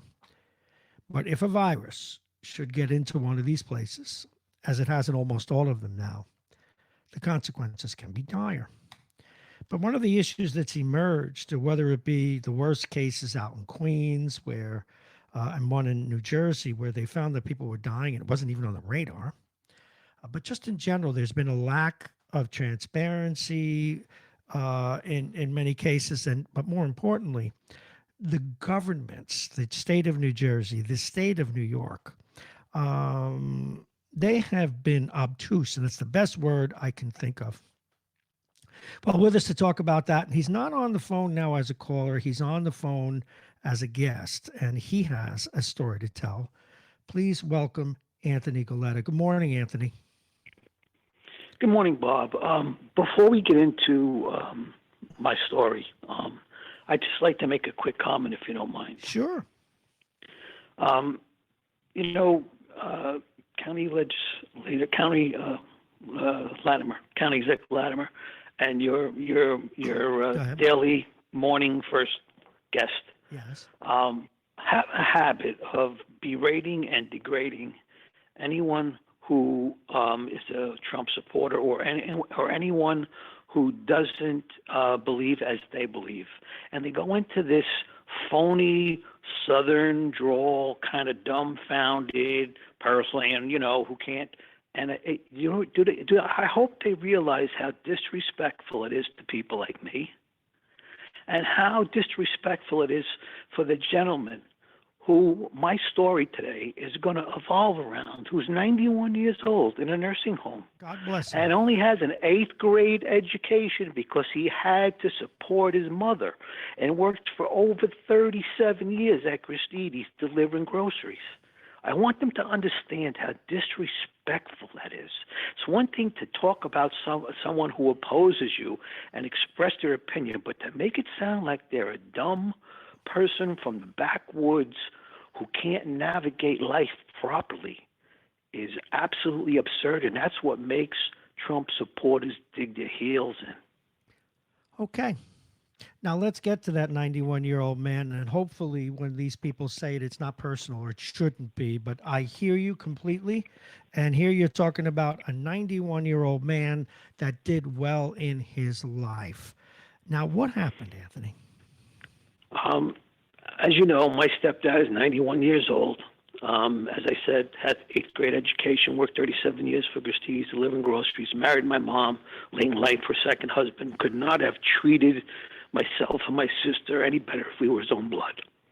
Nice. Unfortunately, his condition deteriorated to the point where it just couldn't be managed outside of a managed care facility.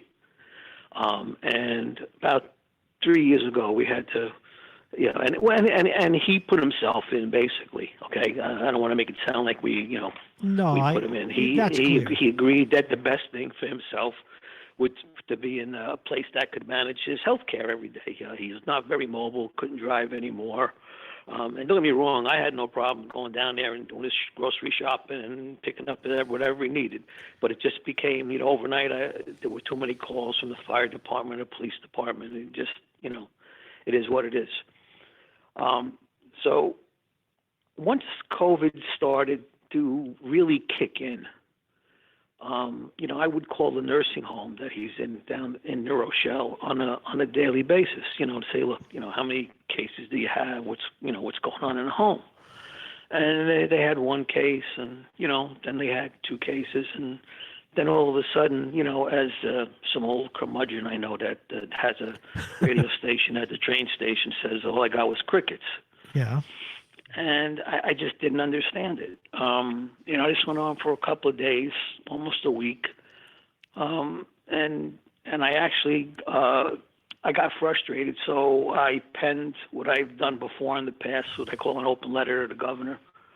And I posted it on Bob Cox Talk of the South. Yep, I saw it. I call Bob because you can't, before you used to be able to just post it under your account. Now he has to post it. So he agreed to post it. He read it. He saw what was going on. He sent some emails to the home in question and didn't get a response right away. And I would just keep calling daily and daily and daily. And within 3 hours of posting the story, someone contacted Bob, and Bob gave him my information to contact me. And he told me a story about his dad in his 90s. I believe he said he was 93, who was placed in the same nursing home for rehab. He had surgery. I believe it was a hip. He broke a hip or something to do with his hip. And he was placed in there for rehab. He was in there for a number of weeks. He got very sick, started to run a high fever for 3 or 4 days, was then transferred to the hospital. They ran all the normal tests, nothing came up. And he tells me that the doctors ran a COVID test as a last ditch, and sure enough, his dad came up positive for COVID. And a couple of days later, he was no longer with us. So this drove me to figure out what was going on in the nursing homes. All we heard from day one, in order to flatten the curve, we need to test. We need to know who has the virus. We need to trace. We need contact tracing. All of this. So I talked to the New York State Department of Health. I talked to the Westchester County Department of Health. And then all of a sudden, Bob Cox got a response from the nursing home and said basically that they're following the New York State Department of Health March 21st directive in reference to nursing homes and COVID, which I have in front of me, which I've posted online. And this is, like I said, it's dated March 21st. So this is really, at the height of what's going on. And I'm going to read the highlighted part. Please do. And this is a direct quote now. Testing of residents and HCWs, which is healthcare workers, okay, with suspect COVID-19 is no longer necessary. Yep. Think about that. And that's the part that gets me. But continue, please, because I read that. Could continue. Okay. Now, in fairness, the directive goes on to say that they're to presume that anyone that presents with symptoms is positive, and they put them in quarantine. But quarantine is great, but let's understand something. There are a whole host of other illnesses, namely, I'll just name, seasonal flu, that have the same exact symptoms. So how would they know if they're mixing COVID-positive residents with seasonal flu? Well, the question is, when they quarantine them, do they keep them separate as well? That is the issue. I know that the friend of mine was in a nursing home. They put them in a private room, but they're all in a separate section. So you have staff that is assigned just to that wing, going in and out of those rooms. Go ahead. Now, I understand they're, supposed to be having the highest protocols, sanitary and everything else, but let's be honest. Human nature is, if you don't know if someone has it, you're not, you know what I mean? You're not as cautious as if it's confirmed. But let me tell you how it developed. And this was a side of this I never thought about, but is actually now come to fruition. So I got in touch with Amy Paulin's office.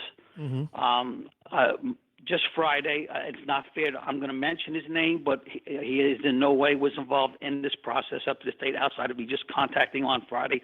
Hopefully he'll be able to help Senator Carlucci.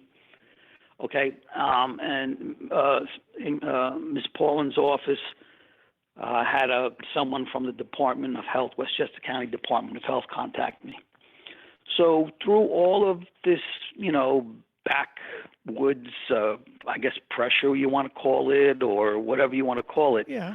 Lo and behold, Friday, I just get a call from the home saying, your stepdad's been tested. Okay, that's great. But you know what? He developed pneumonia. He was quarantined because he developed a cough. That was why he was quarantined. The next day they took an X-ray, and he was diagnosed with pneumonia. So they started treating him with antibiotics and fluids. Mm-hmm. So he was doing good for 2 days, progressing. Looked like he was coming out of it. All of a sudden now they decide to test him. Okay, that's what I wanted.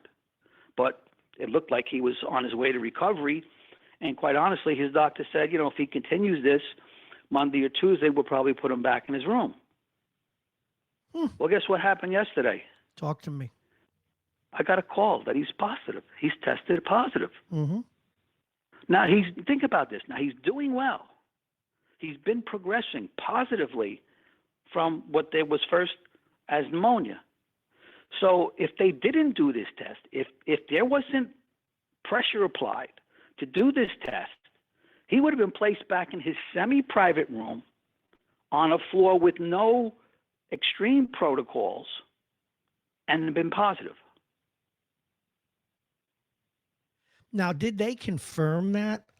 Because I know in the case of very similar, by the way, I have a buddy going through very, very similar process, the cough, blah, blah, blah, didn't test him, got very serious for a while. They finally tested him. He has it.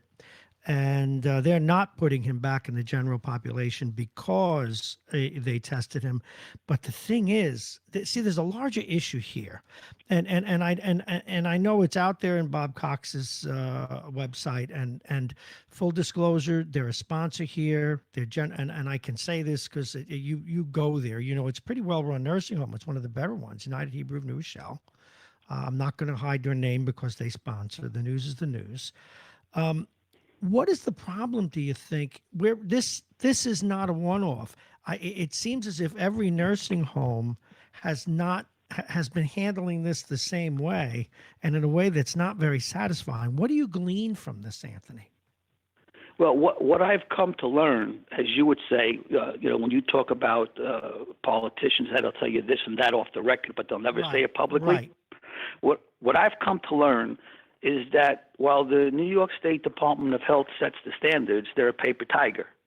It's left up to the local Department of Health, in this case, Westchester County Department of Health, to enforce.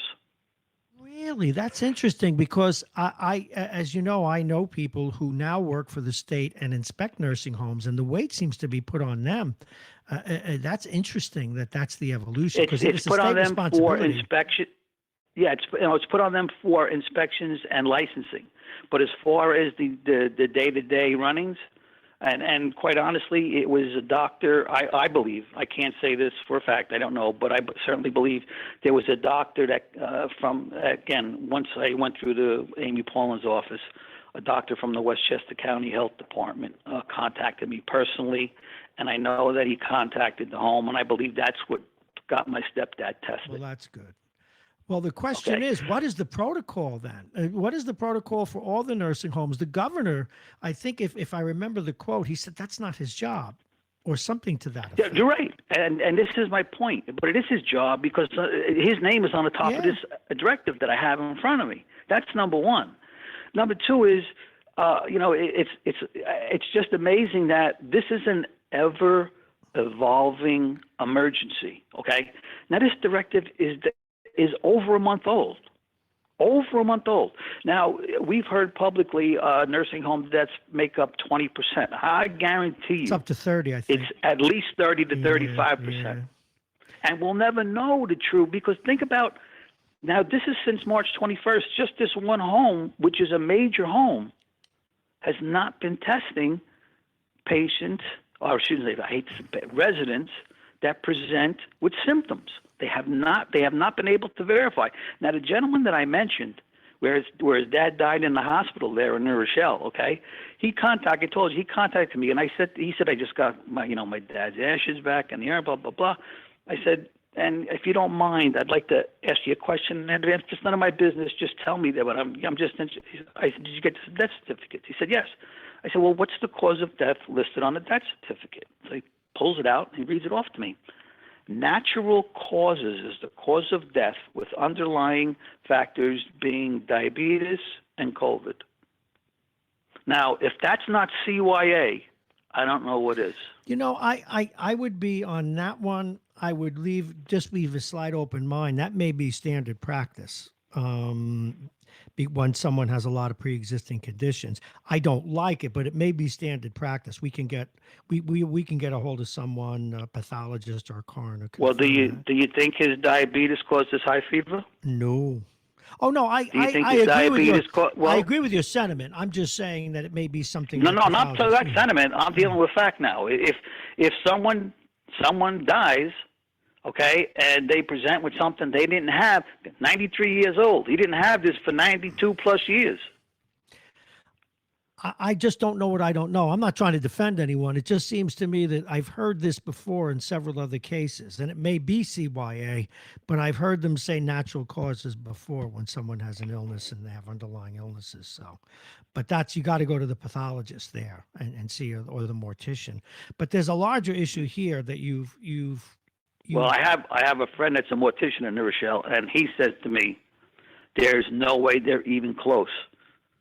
Is that right? Reporting the number of deaths. Oh, I think COVID. Everybody agrees. I think a lot of people have died from COVID, and not just nursing homes, but hospitals and the general population have all been off the hook because we haven't tested everyone. I think one of the things the governor has said that's true is a lot more people have died from this. But the kernel, the muscle of what you brought up though, is that it looks like all these nursing homes have been playing by the seat of their pants, and that they're playing by the seat of their pants. They're going by the letter of the law, so to speak. Okay, and the thing that bothers me most, Bob, about this is, as I said to you, this is ever evolving. How could you not update a directive for the most vulnerable segment of our society in 6 weeks of this dreaded pandemic? I think a lot of people are going to be answering those questions, but I think more importantly, Anthony, you've given us. I was looking at the schedule last night, and I got a lot of good open spots this week. We got to get somebody on who can talk to this, and I will do my best to do that. Now, I'm glad your stepfather is doing well, and God, I hate saying this because it's a compliment to you. I've always admired the way you've doted on him, as you did your mother-in-law since I met you. You're a good man, Charlie Brown, and No, it's not. No, it's the way we were brought up, Bob. You know, you talked earlier about how the baby boomer segment is being treated. Yeah, and I don't like it. If the kids or the young generation of today had more of our respect and duty, not duty as in to service and all of that, although that would be nice too. To family and to helping others, and I used to joke around and say, there's no such thing as an in-law; they're all outlaws. But you know what? I couldn't have loved my mother-in-law, my father-in-law anymore. So I know. It is what it is. Well, hopefully I brought up my grandson right. Did I tell you what he says to me? He says, "Don't worry, Pop, I'll take care of you when you're older, but I won't put you in a wheelchair. I'll put you in a baby bouncer." Is that nice? Absolutely. He should get, I'm going to send him the picture of the old spring-loaded one so he can shoot you across the room. Hey, listen, Godspeed to your stepdad. Keep doing the right thing. And this is the beginning of this story, Anthony. It didn't end at 8:21. Thank you very, very much. Well, I'll tell you right now, Bob, don't think that I'm ending or I'm stopping here just because my stepdad got to. This was never about him personally to begin with. This was about the directive, and until this is changed, believe me, I'm calling Carlucci. I'm calling everybody. I don't know. I'm trying to. I've sent emails to TV stations, but it's like they don't want it. The pit bull of Westchester. I don't expect it to go away, nor should it. Anthony, thank you very, very much. You stay strong. Thank you, Bob. Anthony Coletta. Wow. And we all have stories like that. Very similar story myself. So All righty, Andy Spano. Now, we may have to remind him because we moved him up because we didn't speak to him on Thursday. We're going to take a quick break.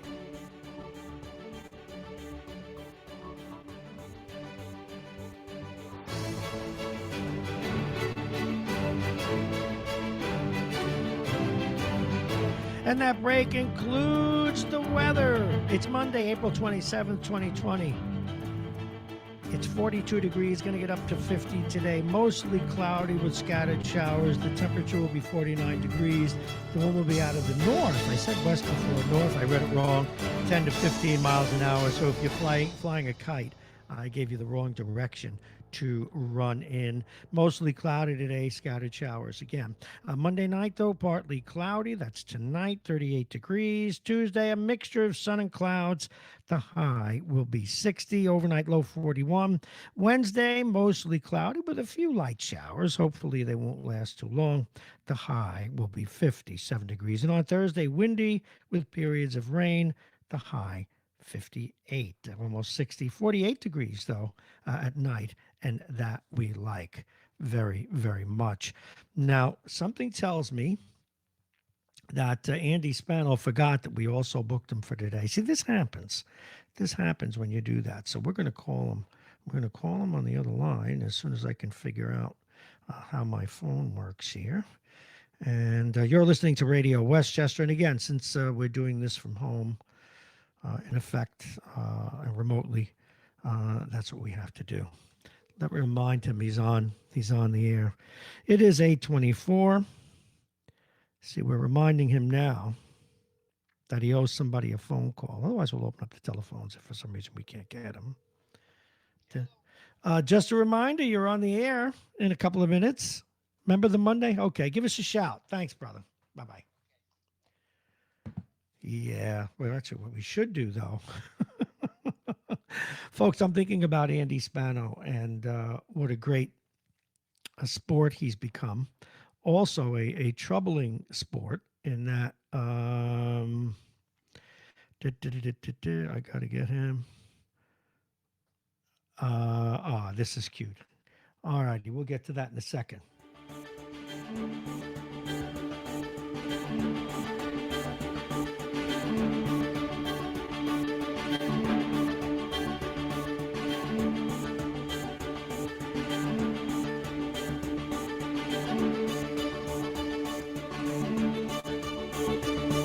All righty.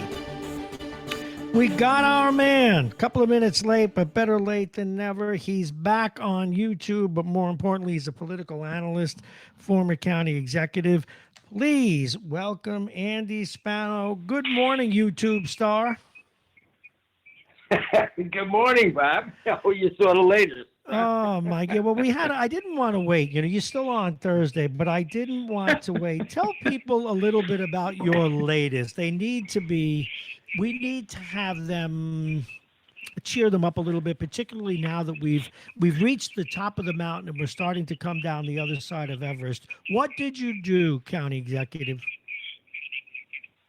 Well, what I did was I was a little upset about some of these pastors opening their churches in these areas that were shut down, and just casually, saying that basically God will protect them against this virus, et cetera, et cetera. Yeah, he will. I thought that was an inappropriate way. And the Catholic Church, most of the Protestant churches, all the synagogues, they all closed. So, this was an in-your-face kind of thing. And then what's his name opening his university, too, was another thing. So, I didn't want to attack religion because that wasn't the purpose here. I think the religious people have been acting appropriately for 90% of the time. But I did want to make a statement about it. And what I wanted to do was point out the inappropriateness of that and the religious reaction to reality. Mm-hmm. And it shows, I chose the whole concept of an antichrist or an anti-messiah, depending on which religion you're in, to do that by demonstrating what I thought was their support of the attributes of the Antichrist. Go ahead. In a humorous way. See, that's important. Well, we use humor in radio all the time, not in our segments, but I have fun with religion in that way myself. I mean, when I did night radio, I once did a whole spoof on the Book of Revelations, and the only part of it I liked is when the harlot came down and tried to seduce me. But that's another story. Yeah,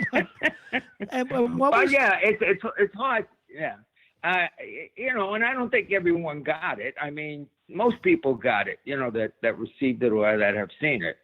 But I did get a call from my granddaughter who was very upset. She was upset. Why? Because she thought that her grandfather thought that the end of the world was actually coming. And she takes my word, and it upset her. How old is your granddaughter? I'm not going to tell you. Oh, okay. Hopefully she's not 25. Because I get that. Well, I get a lot of heat too, because a lot of times when I'm trying to use humor to make sometimes a serious point.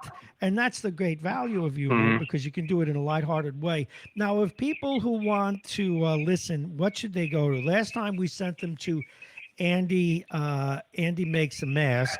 And the biggest question I get every day is why your wife hasn't killed you yet. That's it. In fact, I have been told. Andy sermon number 1.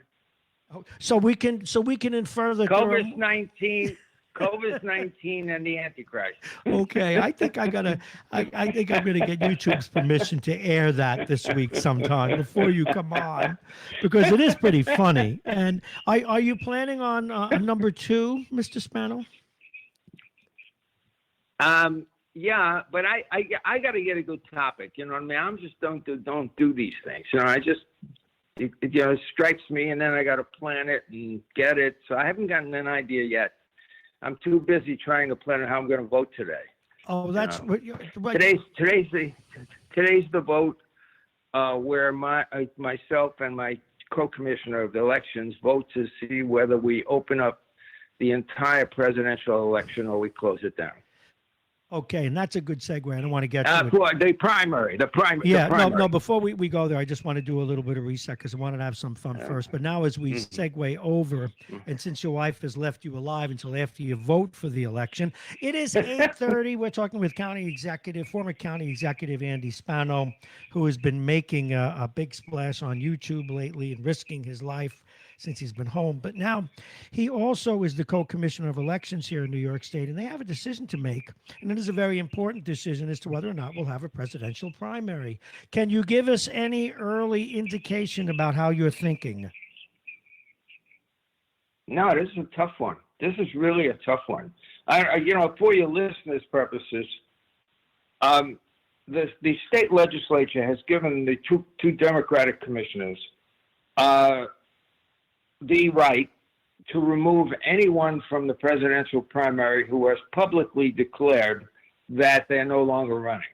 Well, consequently, in normal circumstances, we just would remove everyone but Biden. And once you get down to one, you don't have a presidential election. Mm-hmm. Now, everyone has publicly demonstrated that they have not running, but the law does not say shall. Okay, the law gives us judgment here. And Bernie Sanders has said, look, I'm out of the election, but I want an opportunity for my people to vote so I can get delegates and have some influence on the platform and the issues at the convention. So if we took Bernie Sanders off, then there's no presidential election, and all his supporters have no opportunity in an elective situation of getting any delegates from New York State to go to the convention. However, if we leave him on, we have a presidential primary. So the presidential primary is for the whole state. if we take him off and there's no presidential primary, 20 counties will not have any elections at all. So there won't be any county workers, there won't be any people coming out to polls, et cetera, et cetera, et cetera. Okay? So it's a difficult decision in the light of this pandemic. The other thing is that the governor now has said, as of Friday, that the boards of elections of all throughout the state have to mail every voter, every active and inactive voter in the state, a form so they could apply for an absentee ballot. So that changes the ballgame. If everyone's going to be mailed a form so that they can apply for an absentee ballot, people don't have to come to a poll, okay? And consequently, that changes the dynamics of it. So there we are. We got to make this decision, and I got until 12 o'clock. Okay, two things. That's when I have to you're vote. on the clock. This is like the NFL draft. Actually, and it's a very it's a very serious issue to me, because I am less concerned about what is a fait accompli, and I would have thought, if you just said, was going to ask a dumb question, but maybe it's not dumb. Had you just said to me that, hey, we can't, he won't have any delegates, could not Biden have cut a deal to have some delegates whom he's aware of represent his? Not only, yes, not Biden per se, the party. Well, see, you all But could have Biden done that. Biden would have significant influence over what happens. But generally, you probably could have cut a deal. But the real issue to me, and this is what I'm asking on behalf of the state, is the people who would have lost their local elections as a result. That almost seems to me to be no one would lose a local election. Oh, okay. Any place there is another primary would have an election. Well, that was my point. War. Yes. Okay. So you got a tough decision to make. Except that the governor has removed all the special elections. He removed them this week from this process. So the borough president of Queens and a few others have been removed from this process, because they're going to have another election in November. See, if you have a special election, it occurs when someone leaves office in the middle of their term, okay? And when they leave office in the middle of the term, the governor has a special election for the rest of the term. Well, the rest of the term would be from June 23rd to November, right? Or to December. So in order to simplify matters, he's removing those specials because he doesn't have to make them. And he's going to let the November election make the decision. Otherwise, you would have two elections for the same post within the space of 6 months, 5 months, whatever it is. Yeah, that's not. And so he's removed that, except for the congressional election up in Buffalo, which is a biggie. That's Collins, who had been removed from office because he had insider trading. Do you remember that? Absolutely. Yeah. Now, there's another issue here, Republican-Democrat. You're getting a big education today. I need Republican-Democrat. That if I'm a Republican running for office in a special election, okay, now, usually in a special election, very few people come out to vote, okay? But if I am running a special election at the same time there's a presidential primary, the turnout's going to be heavier, which would favor the Democrats. So the Democrats would like a presidential primary throughout the state, and the Republicans would not like it. Wow. You got a lot of decisions to make. I'm glad I don't have your job. It is 8:37. We're talking with Andy Spano. Well, usually they're not this hard. Now, let me ask you the 500-pound gorilla question. Do you think we are going to have a presidential election in November? Absolutely. Absolutely. Because there's been some talk that I have no doubt in my mind. None. Why It's not? going to be chaotic, but this is a cornerstone of our democracy. And that one of the things my decision today is the fact that voting and elections, they're the cornerstone of our democracy. I know. You realizing them by postponing them and doing this and doing that, it's a big issue. Now there are other ways. I mean, you can make these safer, by okay. Now I don't want to be the president and make these crazy statements. All right, but you could mail everyone a ballot. You could sanitize the mail. That can be done. That's possible. And then you avoid the problem of everyone coming out. But the president at this point, watch what he did the other day. Remember what he's refusing to do. Go ahead. When they did the CARE Act, the recent CARE Act. Yes. There was a bipartisan agreement before it went to the president to give money to the post office. Oh, I did see this. Yes, he nixed it. And he insisted on removing it. Okay? So he removed money from the post office. And in the recent discussion of the next CARE, if there's a next CARE situation, there was the discussion of the post office again, and he said the other day that the post office was whatever, I forget the term he used, and he says, and they're not getting any money from me.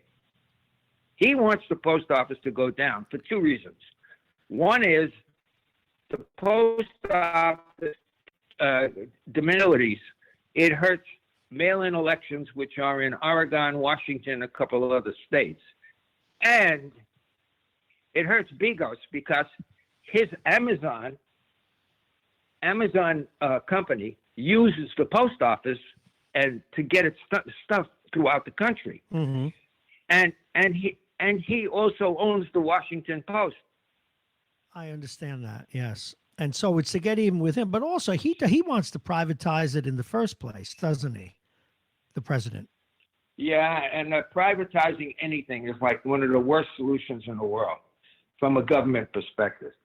The reason people think that you should privatize something is because they think business runs more efficiently than government, okay? But business doesn't run more efficiently than government. It's just as crapped up as the government is. You've been there, so you know that. It's got a new product that goes down. The people argue the same internal politics about who's going to go here, who's going to go there, the shenanigans that go on, and much less control than you have in the government in terms of oversight and that kind of thing that goes on. No business can run something better than a government if the government is very efficient. And there are efficient governments throughout this country. Because the government has more power, can do things that businesses can't do, and government pays no tax. Yes. So it should cost them less to do something. And the third thing that bothers me, and this, the very important thing that bothers me is, once the private firm screws up and can't do it anymore, they can walk away. They walked away from the railroads. MTA comes out of all private railroads that were in New York City and couldn't do it anymore. Many of your older bridges, many of your older roads, all of those were private and couldn't make it. Playland under Al Del Bello was privatized to Marriott, the Marriott Corporation. Good corporation, right? They couldn't make it. They walked away and left it all because once a private company gets into trouble, they don't go take tax dollars and keep fixing the thing and fixing it up. They don't fix anything. So when they walk away, it's usually damaged. Now you got to fix it up. You got to make it better. You've got to do it. And this is the history of our country. Well, that certainly is another side to the story. But, a joke I often tell is if you want to meet somebody for lunch, or if someone has a free lunch hour, or they get out of work at 4:30. They usually are working for a government job. There is that aspect too, and people worry about that with the post office. Now, I don't think the post office should be privatized, but there is a case to be made. I mean, certainly I can't argue with what you're saying, the private business can walk away. You can't hold their feet to the fire. But equally, you have a lot of inefficiency in government. There's no question about it. And at least with the way some No, of the no, no, no. But inefficiency, it didn't address what I talked to you about. My point is, you can address inefficiency. I said if the government is efficient, that's your fault. That's everybody's fault. You don't vote on these things. You don't vote the right people in. Well, I mean, I could talk to you. So, my police, okay? We have a rule at the police department that when you give out overtime, you have to do it in sequence so that some guy doesn't get all the don't overtime. even start me Correct? with that. This is one of my big bugaboos. And what's interesting is, and I'll tell you why, it's probably red meat for you. We have an organization, the police department, which even at its best or worst, they're generally very patriotic and wrap themselves in the flag, but yet the captains, the chiefs, the people that run it with all the profligate overtime that they know is going to, and they do it now New Rochelle is one of the few cities that really fixed that problem, but they paid their overtime, so they paid their pension to rip off the people, and yet they do it when they wrap themselves in the flag. To me, if you are an executive, whether you are in a private business or a police chief, and you do that kind of thing to suck the money out of the public, woe be to you. How do we stop that? Yeah, and it's your fault. I say it's your fault. Because I'm telling you, having dealt with it, let me give you this scenario. So that now I got this fixed. So one guy's not going to be making $180,000 a year, right? Right.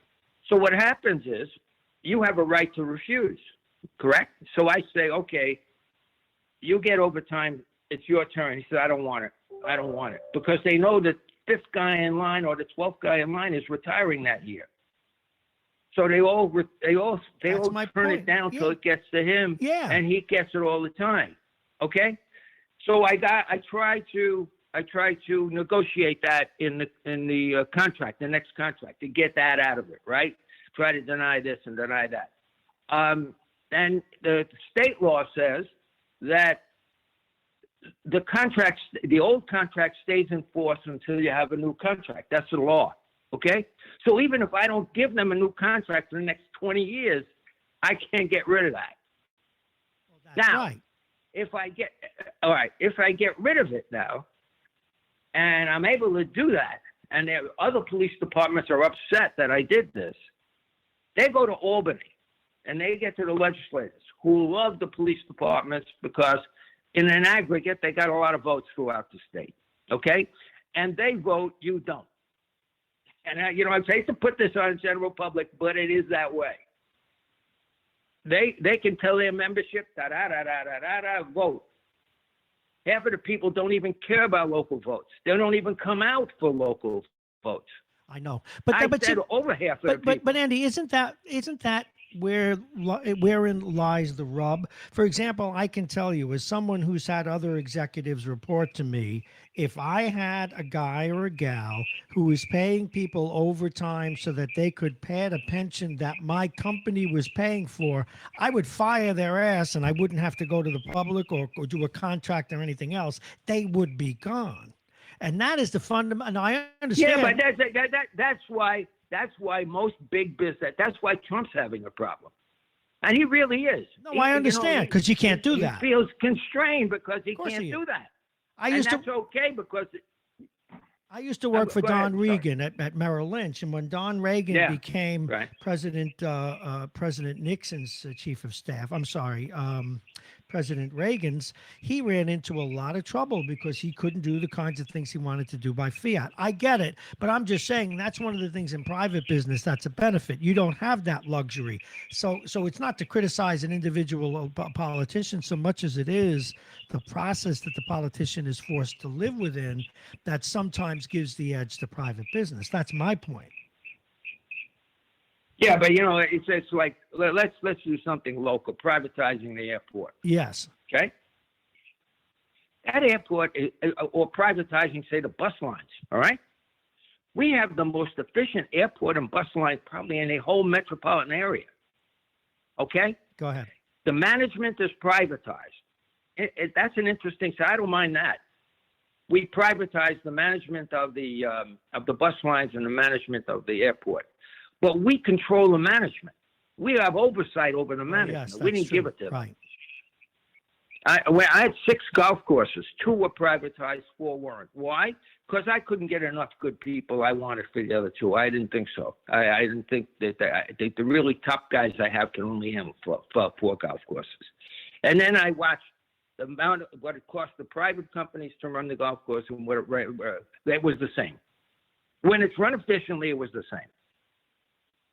Okay, so I government is government. You don't give it to business because business has an interest, and government should have only one interest, and the one interest should be the people. Should be the people, and that's it. Hey, listen, you're losing that now. Come on. I mean, 90 billion in it. Oh, I don't want to get into this. Okay.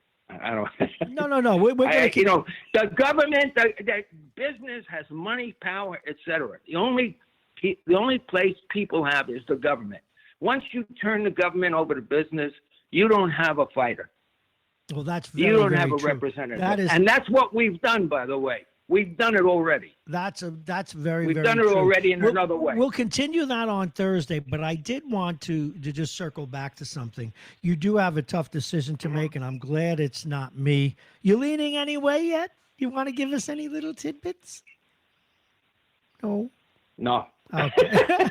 Thank you. No, I've told all the press, so for days, everyone's on the 8,000 emails I've gotten from Bernie Sanders supporters that I still haven't made up my mind. And I'll tell you, there's no reason to make up your mind till you have to make up your mind. No, I thoroughly agree. I'm just trying to get a scoop because I'm a selfish little bastard. Listen, thank you very much as always, and it was nice to get your blood up. I like that, Andy Spano. Thank you very, very much. To be continued, and we'll talk more about government in the weeks ahead. Thank you very, very much, and I look forward, folks. Don't forget to go to Facebook. What's it called again, sir?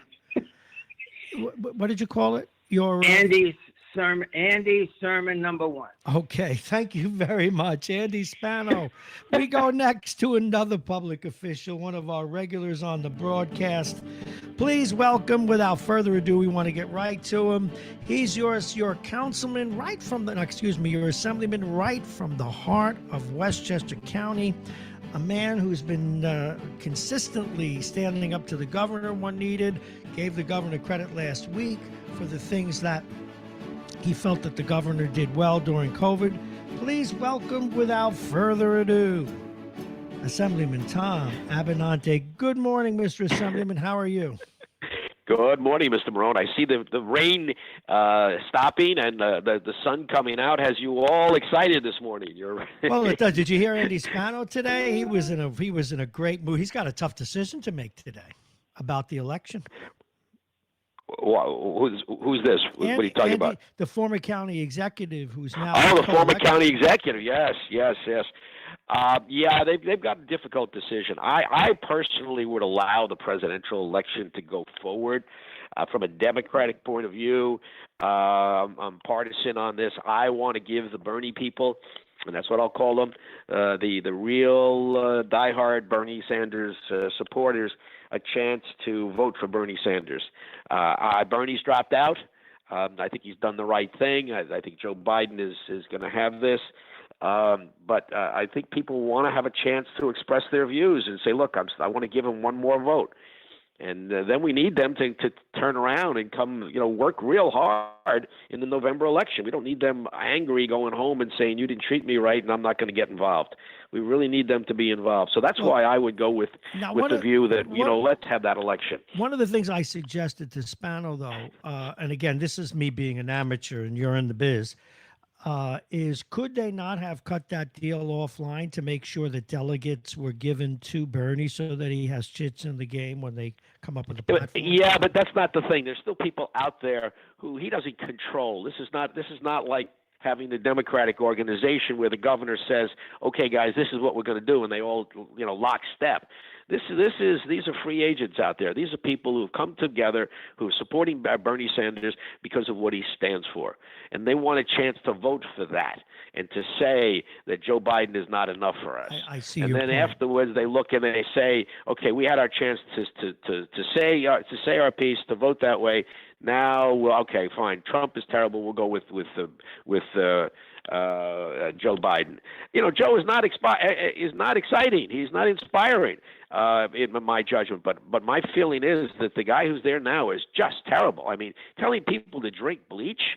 The problem with the people aren't understanding here is saying, "Oh, well, there's an excuse for this. There's certain things." That's not what he said. He said drink bleach. He doesn't understand the differences between certain types of cleaners that you could use for your system that doctors use versus bleach. And that's a problem. Look at all those people who listen to him. And I mean, governors all over the country, even Republican governors, are coming back and saying, "Oh my God, no, folks, you can't do that." They're calling the Department of Health in Delaware and in Michigan and everywhere and saying, is he right? Can we drink bleach? Well, the man does not understand what he's doing. He just doesn't get it. And that's a real problem. That's a real problem. So we've got to go with somebody who's safer. But, there were people who wanted to change the world in this election, and they're not going to get that chance. And that's what they're upset about. Okay, I want to move on to something else where I think we need your help, someone who speaks truth to power as you do. We had a caller on before. I've been reading the papers. I have a very, very dear friend in a nursing home as well. What's gone wrong in our nursing homes? And then I tracked this even back to when the governor said it's not my job. Something's amiss there, whether it's reporting. Now, I realize they had the same problems than everyone else: when to test, when not to test, how to treat a cold, how to treat pneumonia. But in Queens, we've had people die and not know it. In some other nursing homes, we've had people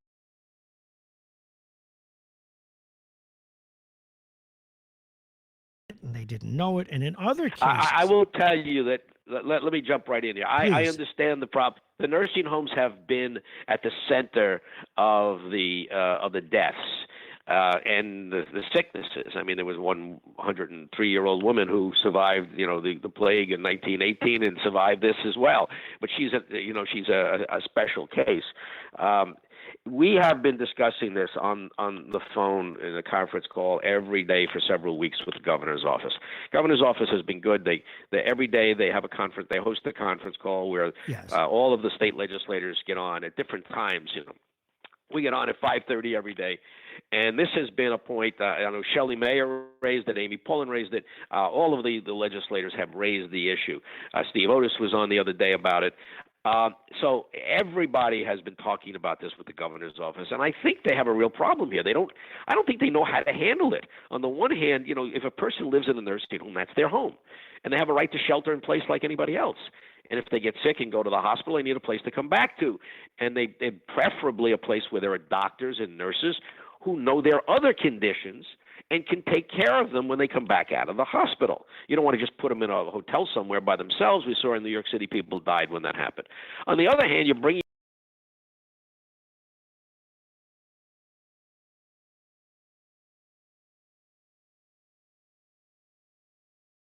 if we had plenty of time to plan this out in advance, you probably could have step-down units. You probably could have places where people could, you could be isolated. You could say, okay, let's set up some nursing homes that are for people who we suspect have it. Let's put them all together in one place, take them out from places where the others don't have it, et cetera. We did not have the testing to do that. The testing The federal government didn't give us I was didn't gonna give us say, the it test, and we still presupposes don't you have the it. tests, right? It presupposes Exactly, that you have the test. exactly. And secondly, we don't have the doctors and the nurses. I mean, there are people. I don't know. There's some stories coming out of California. And I don't know if they're true. That people are afraid to go to the hospital if they have other conditions, and so therefore there's a surplus of doctors and nurses. I don't believe that, because we don't have a surplus of doctors and nurses here.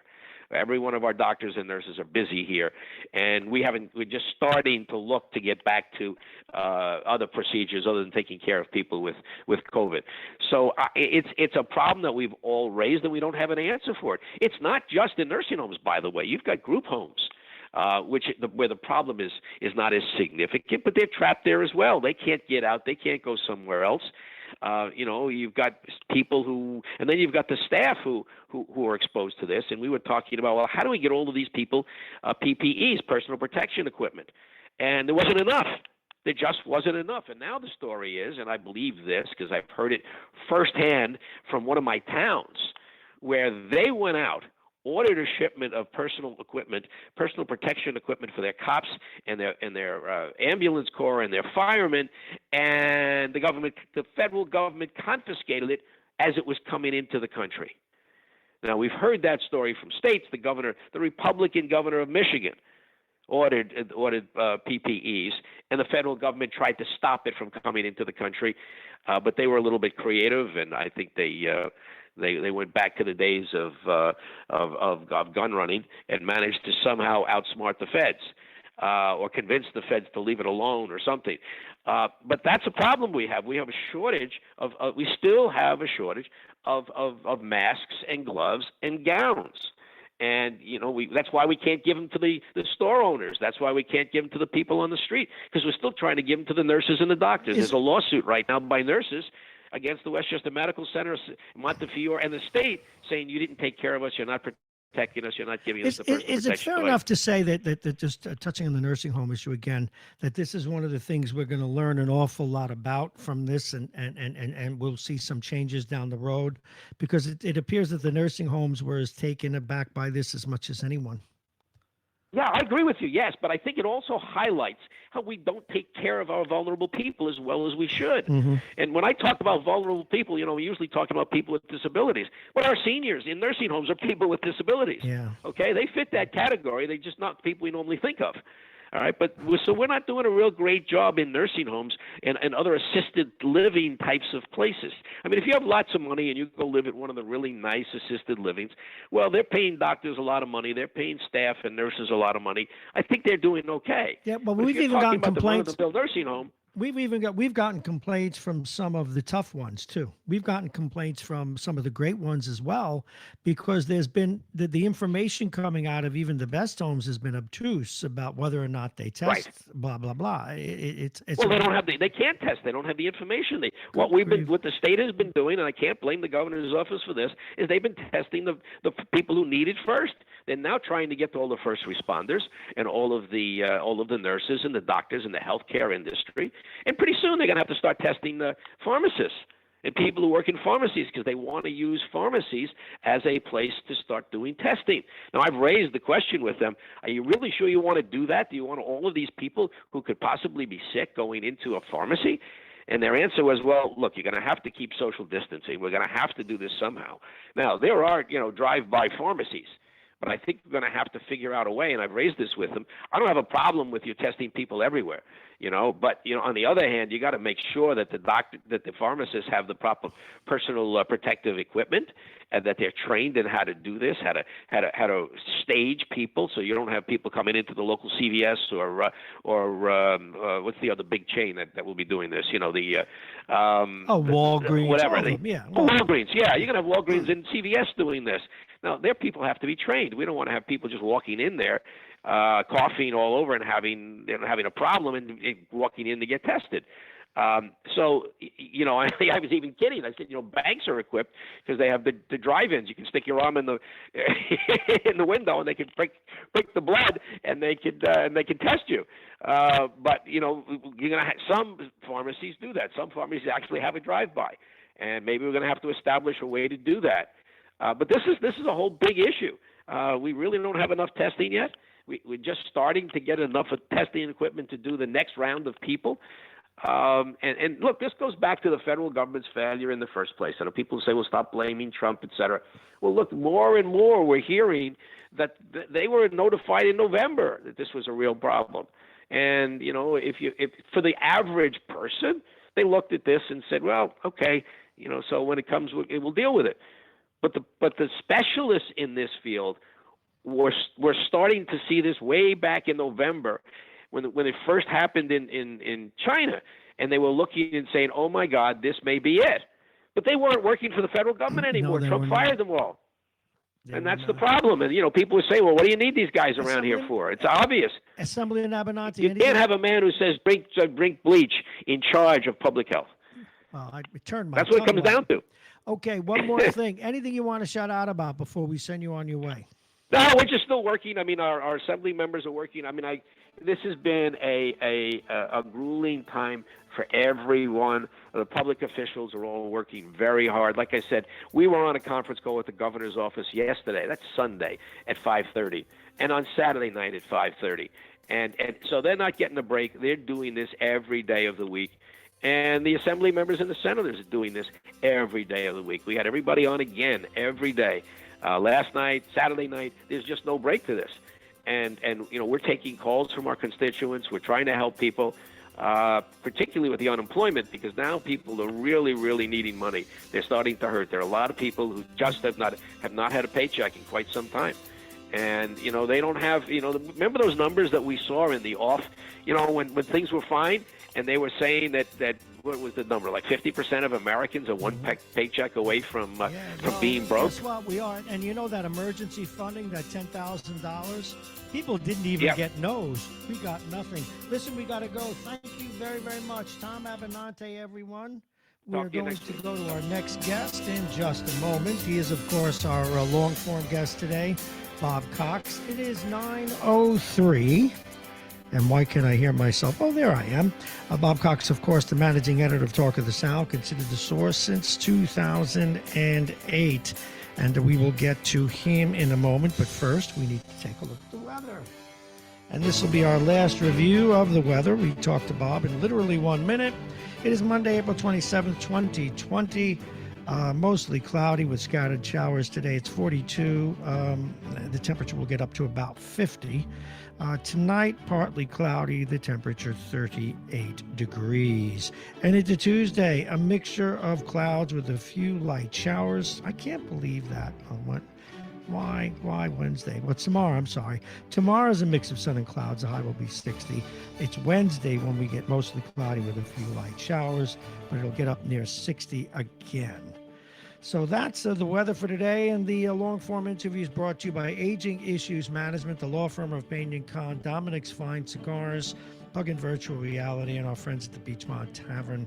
Remember, they're open till 1 o'clock in the morning. You can call them and pick up food there, 636-9533, 636-9533. And, of course, United Hebrew of New Rochelle, the top-rated campus of senior care. Visit uhgc.org.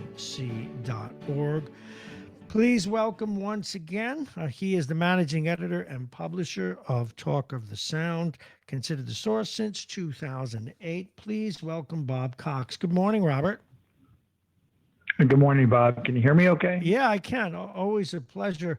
Your name came up earlier today. Don't know if your ears were ringing. You did a service for one of the supporters of this radio station and someone we both know, Anthony Goletta, regarding the nursing homes. And I know you have a lot to talk about, but before we do, what's your take? What happened here with the nursing homes, or was it just a problem that this kind of crisis just doesn't work, or at least we haven't figured out a way to manage it within a nursing home environment? What's your take? Well, first of all, we don't have nearly enough information as to what's been happening at the nursing homes.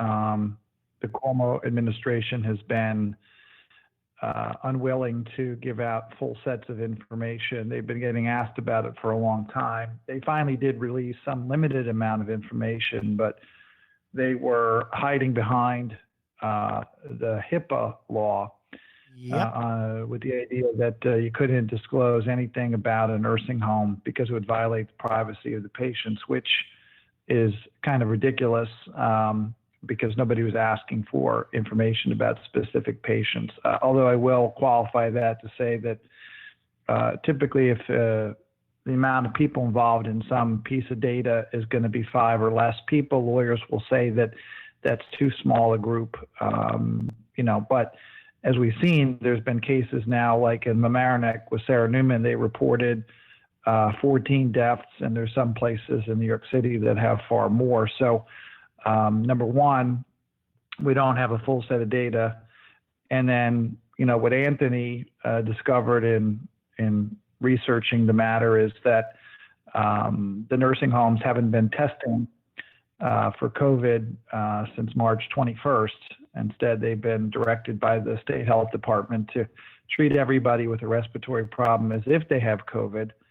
And that raises the obvious problem that if you have the flu or just a seasonal allergy and you start coughing, they're going to stick you in a unit with COVID patients with the highly likely outcome that you're going to end up with COVID as a result of that. And then, of course, there's been the recent reporting that the state health department ordered nursing homes to accept COVID patients into their building. And then there was also some questions raised about what kind of care nursing homes were giving. Specifically, were they transferring patients in their care to hospitals when they became sick or not? So there's a whole lot of stuff we don't know. There's a lot of bits and pieces out there. The little bit that we do know does not paint a pretty picture, and obviously a disproportionately large percentage of the mortality has been related to nursing homes, and that holds true here in New York State as well. Well, I think you've captured it, and it's an interesting problem because it's almost an ideal locale for the virus to wreak havoc. And I think it's probably something we're going to be looking at for a long time. What's the top of your queue today, Bob? Well, over the weekend, I watched a new film from HBO called Bad Education with Hugh Jackman and Allison Janney, which is about the financial scandal at Roslyn High School back in 2002. Mm-hmm. Not only a terrific film, but will sound like an awfully familiar story to Talk of the Sound readers. I found it to be fascinating. So there's a number of aspects of that film that I'd be happy to talk about today because I think it does have I would love it. So let's just start with say the name of the film itself. Bob, say the name of the film again because I know people are going to want to watch it in their home and they have the time. Yeah, well, if you have HBO, you can see it. It's called Bad Education. Mm-hmm. And like I said, it stars Hugh Jackman as the superintendent of the Roslyn school system, Frank Tassone. And it stars Allison Janney as the school business official. Altogether, investigators later determined that they had embezzled over $11 million from the school district. Good God. And that's back in 2002 when $11 million was real money, right? So, but it turned out that they were spending money on things like trips to Las Vegas, funding the superintendent's apartment with his boyfriend in the city, trips on the Concorde to London with a different boyfriend. He was cheating on his longtime let's say, spouse with this exotic dancer in Las Vegas and flying back to there, covering tens of thousands in dry cleaning bills. The school business official took actually even more, about twice as much, about $4 million. And she was using it to finance a beach home in Florida, a beach home out in the Hamptons, and a range of other things. And they also had friends and family on the payroll. So there was sort of a fake company set up out of the superintendent's apartment in the city that his spouse ran and then transferred a bunch of the money back to the superintendent.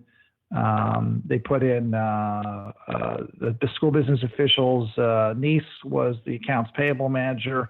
which was an important position in this whole scam because a lot of the payments were going to fake companies or they were going overstating the amount paid. So, for example, a limousine company drove administrators to the airport on school trips and maybe took in $10,000, but they showed it as $50,000, or other ways in which they either made up the payments or they inflated them significantly. So, but it turned out that it was not just one or two people. There was dozens of people who were involved that were given things like school credit cards, which they were then using to buy, make personal purchases.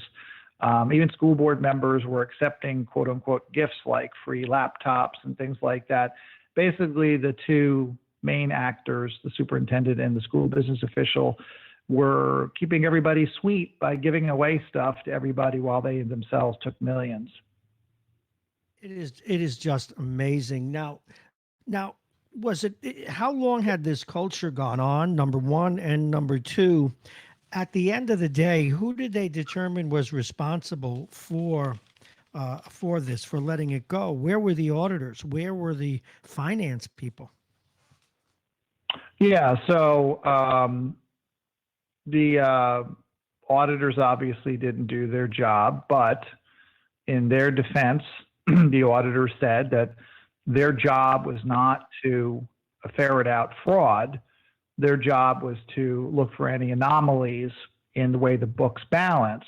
That's about the simplest way I can put it. So as long as the numbers added up, they didn't go beyond that. So for example, a school auditor would not call a vendor and say, how much did we pay you last year? And then if it turned out it was 10,000 and they showed invoices for 50,000, well, where's the other 40? That never happened. And some changes have been made as a result of this particular case. And I'll take one example that should have been kind of obvious, right? There was no requirement that you had to have a dual signer on a checking account. One person could write checks. Now, that's not allowed anymore, but when New Rochelle Schools was audited about 6 years after Roslyn, they were still using single signer bank accounts in New Rochelle. Now, were there, in either case, Bob, question. In either case, was there a dollar limit to what you could sign for? I know in corporate America, depending on your title, you had to have, and well, the second signature was there, but if you could do something singularly, you had a real tough dollar limit. They didn't have any? Well, they had financial controls, but realized the person at the top of the food chain would be the superintendent, the board, and the school business official. Well, if the school business official and the superintendent are complicit, who's really keeping an eye on that? Well, yeah. And then the board was in the dark. And that's another topic I'd like to get into, which is what was going on in the community? What was going on with the school board that they weren't asking questions about some of the behavior that should have been red flag behavior? So we could talk about that too. But just in terms of being a film, I think it's a very good film. So it's certainly worth watching. It's not painful to watch or anything. It's pretty good. It's pretty dramatic. They obviously altered some things for purposes of dramatic effect. So while it is true that it was actually the school newspaper that broke the story, which is amazing. The school newspaper? Did the students? Yeah, a bunch of teenagers broke the story. Yeah. But they condensed everything down into one, character, a girl who starts looking into it. But that's really more of a dramatic device to represent the idea that this was being looked into by the students.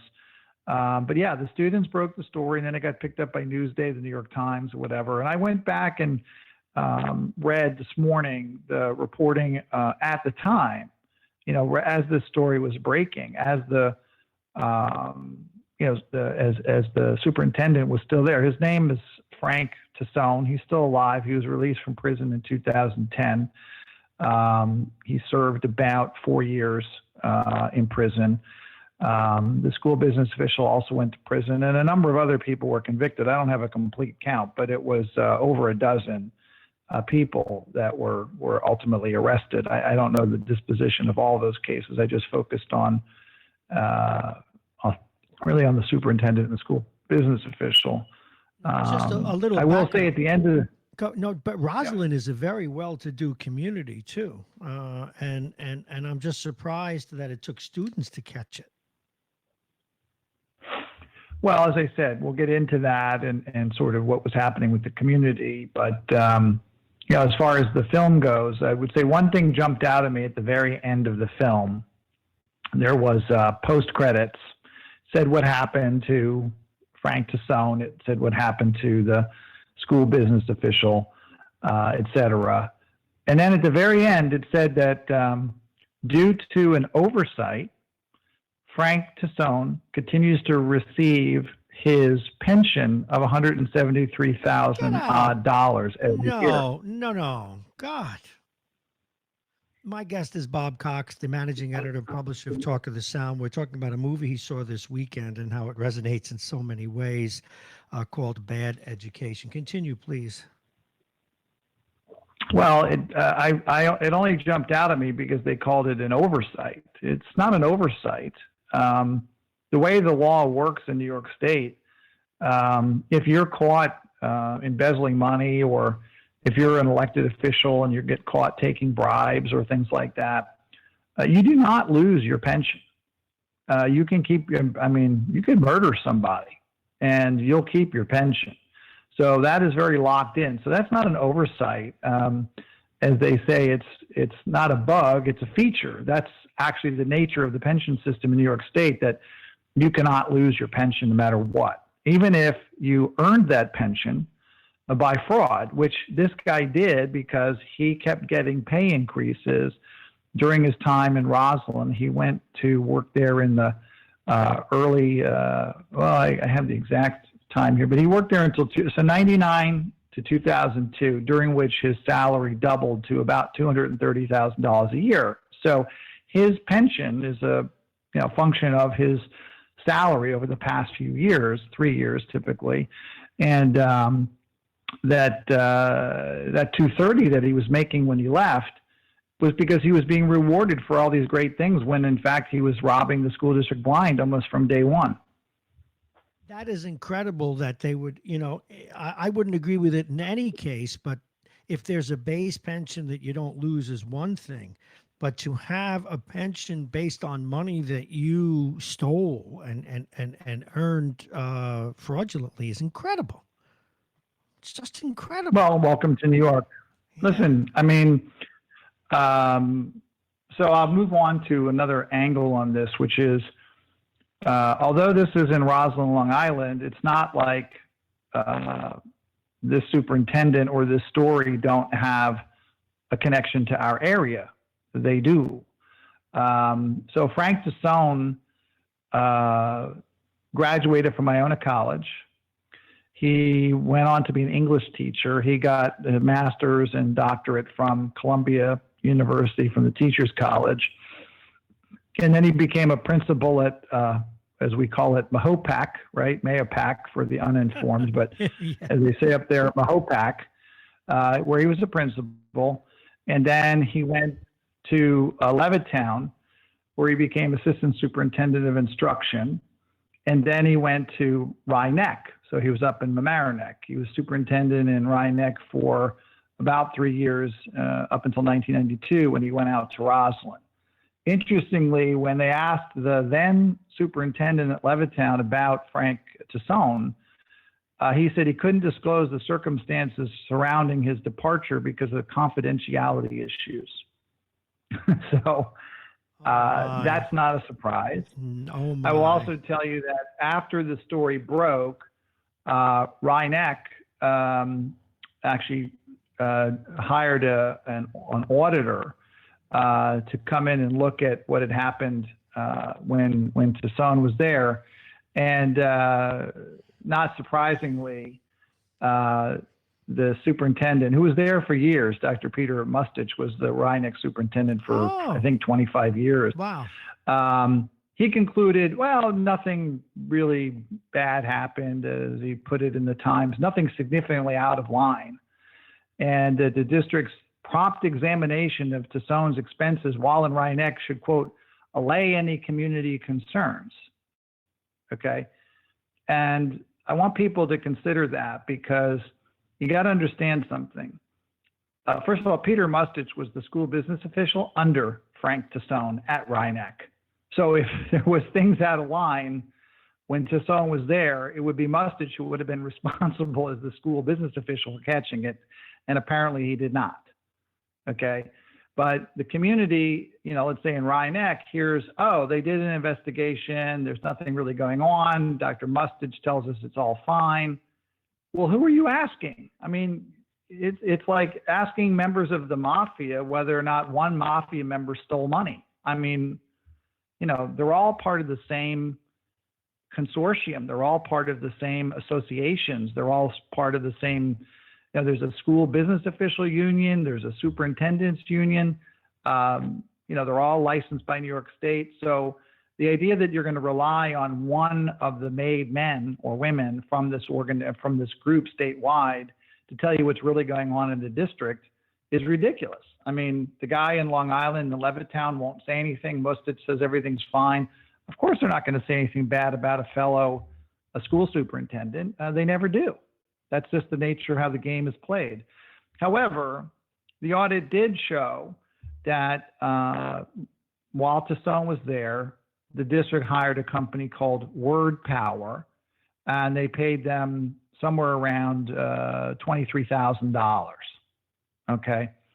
And at the time the audit happened, they didn't really know much about this company, Word Power. But if you watch the movie, you'll find out that that's actually the linchpin of the case against Frank Tassone. That what Word Power really was really a sort of a fake company. I mean, apparently they did a little bit of work. They basically printed pamphlets and things like that for school districts, but really just ones that Frank Tassone worked at. They didn't have apparently any other customers. And the owner of the company was Stephen Signorelli, who was the spouse of Frank Tassone. They lived together in an apartment in Manhattan, and the office address of Word Power was their apartment. And they also later found that money was being moved from the company directly into Frank Tassone's personal accounts. He was also moving money from there into his sister's accounts. So Word Power was basically a vehicle through which Tassone embezzled money. And to discover that this company was doing work in Rhinebeck, and it was $23,000 over 3 years, and then that's dismissed by the Rhinebeck superintendent at the time, just shows you the nature of how this kind of corruption but works. Let me ask you something. Why would he look the other way? Because it would be a besmirch on the district?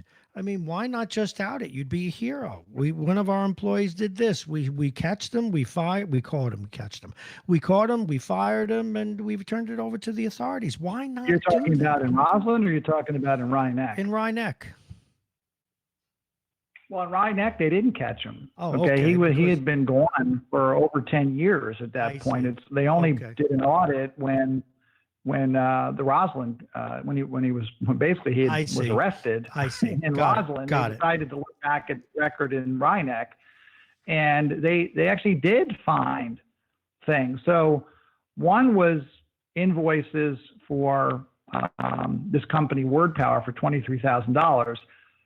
It's safe to assume that all or almost all of that money just went directly to Frank Tassone, okay, and his spouse, okay, boyfriend, whatever you want to call it. They weren't legally married, according to the movie and the articles I read. They weren't legally married, but it came up because the guy didn't want to testify against his boyfriend, so he claimed spousal privilege, and there was a whole debate about that at the time. But got it.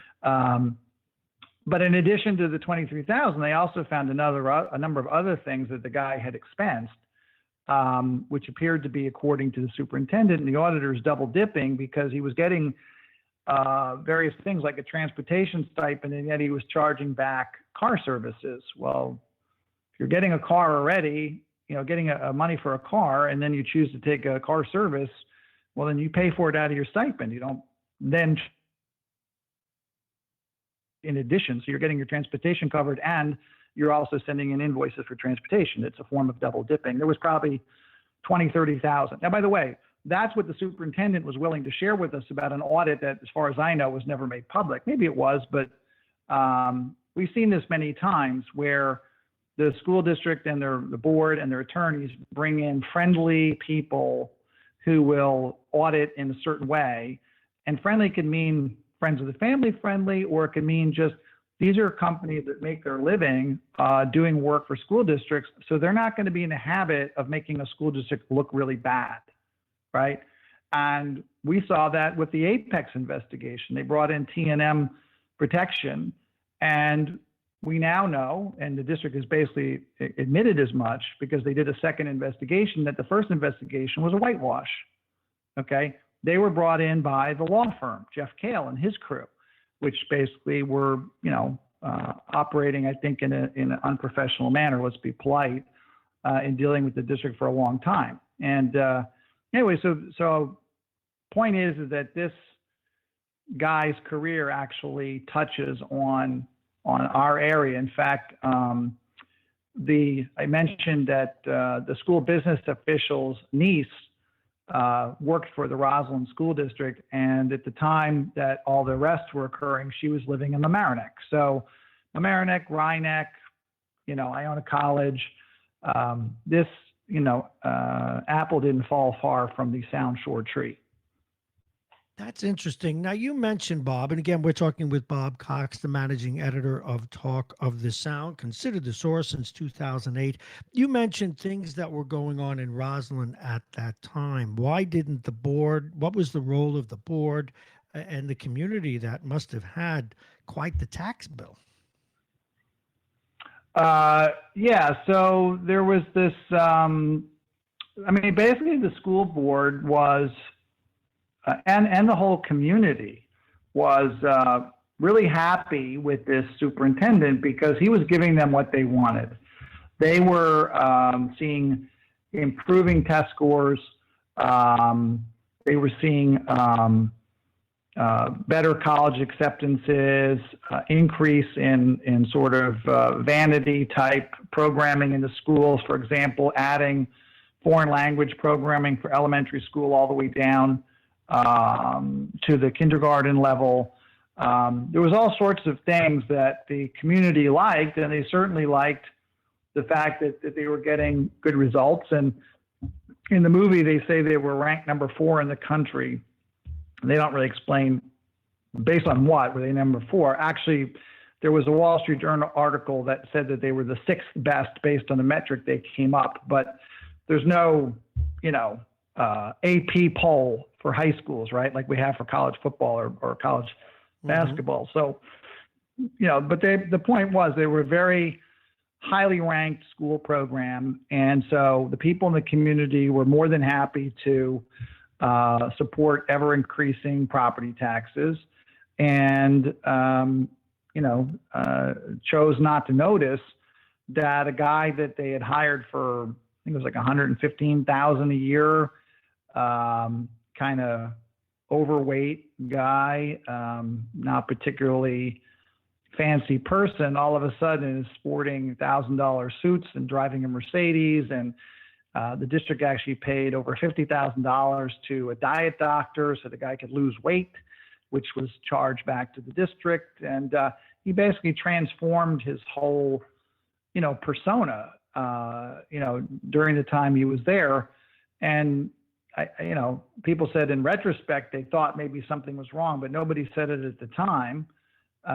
They just, were thinking he sort of deserves his success and we're happy to support it. And if he wants to flash the money that we're giving him around, so be it. Apparently it didn't occur to anybody that was not the money they were paying him. He was flashing around. It was the money he was stealing.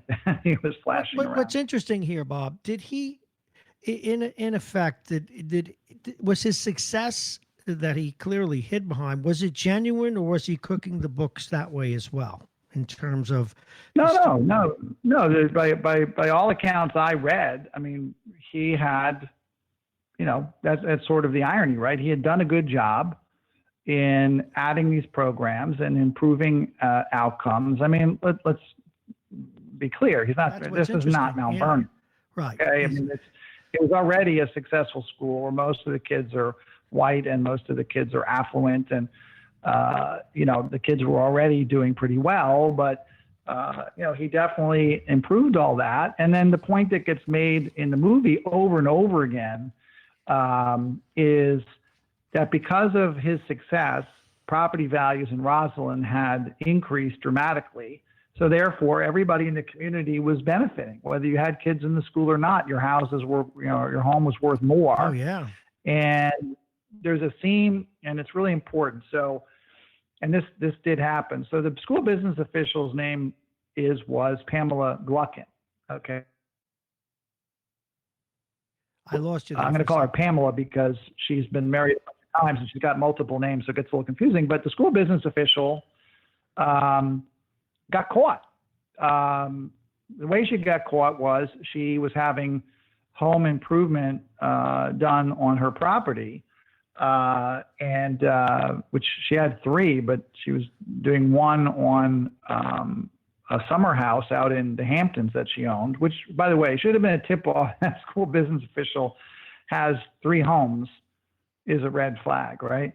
But anyway, she decided to hire her son. Her son then drove around the area of Roslyn buying up supplies and equipment to do the work at the house.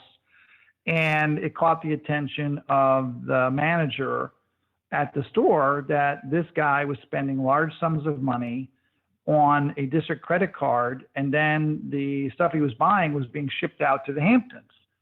So why would Roslyn School District be buying supplies? And the nature of the supplies were that they were home improvement items. They weren't, like for a commercial building like a school district. So the manager at Home Depot reported that to the school district. That led to an investigation that Pam Gluckin had given her son, who had a different last name from a previous marriage, a district credit card. It turned out later that over 100 people had been given these district credit cards and were running up all sorts of different charges.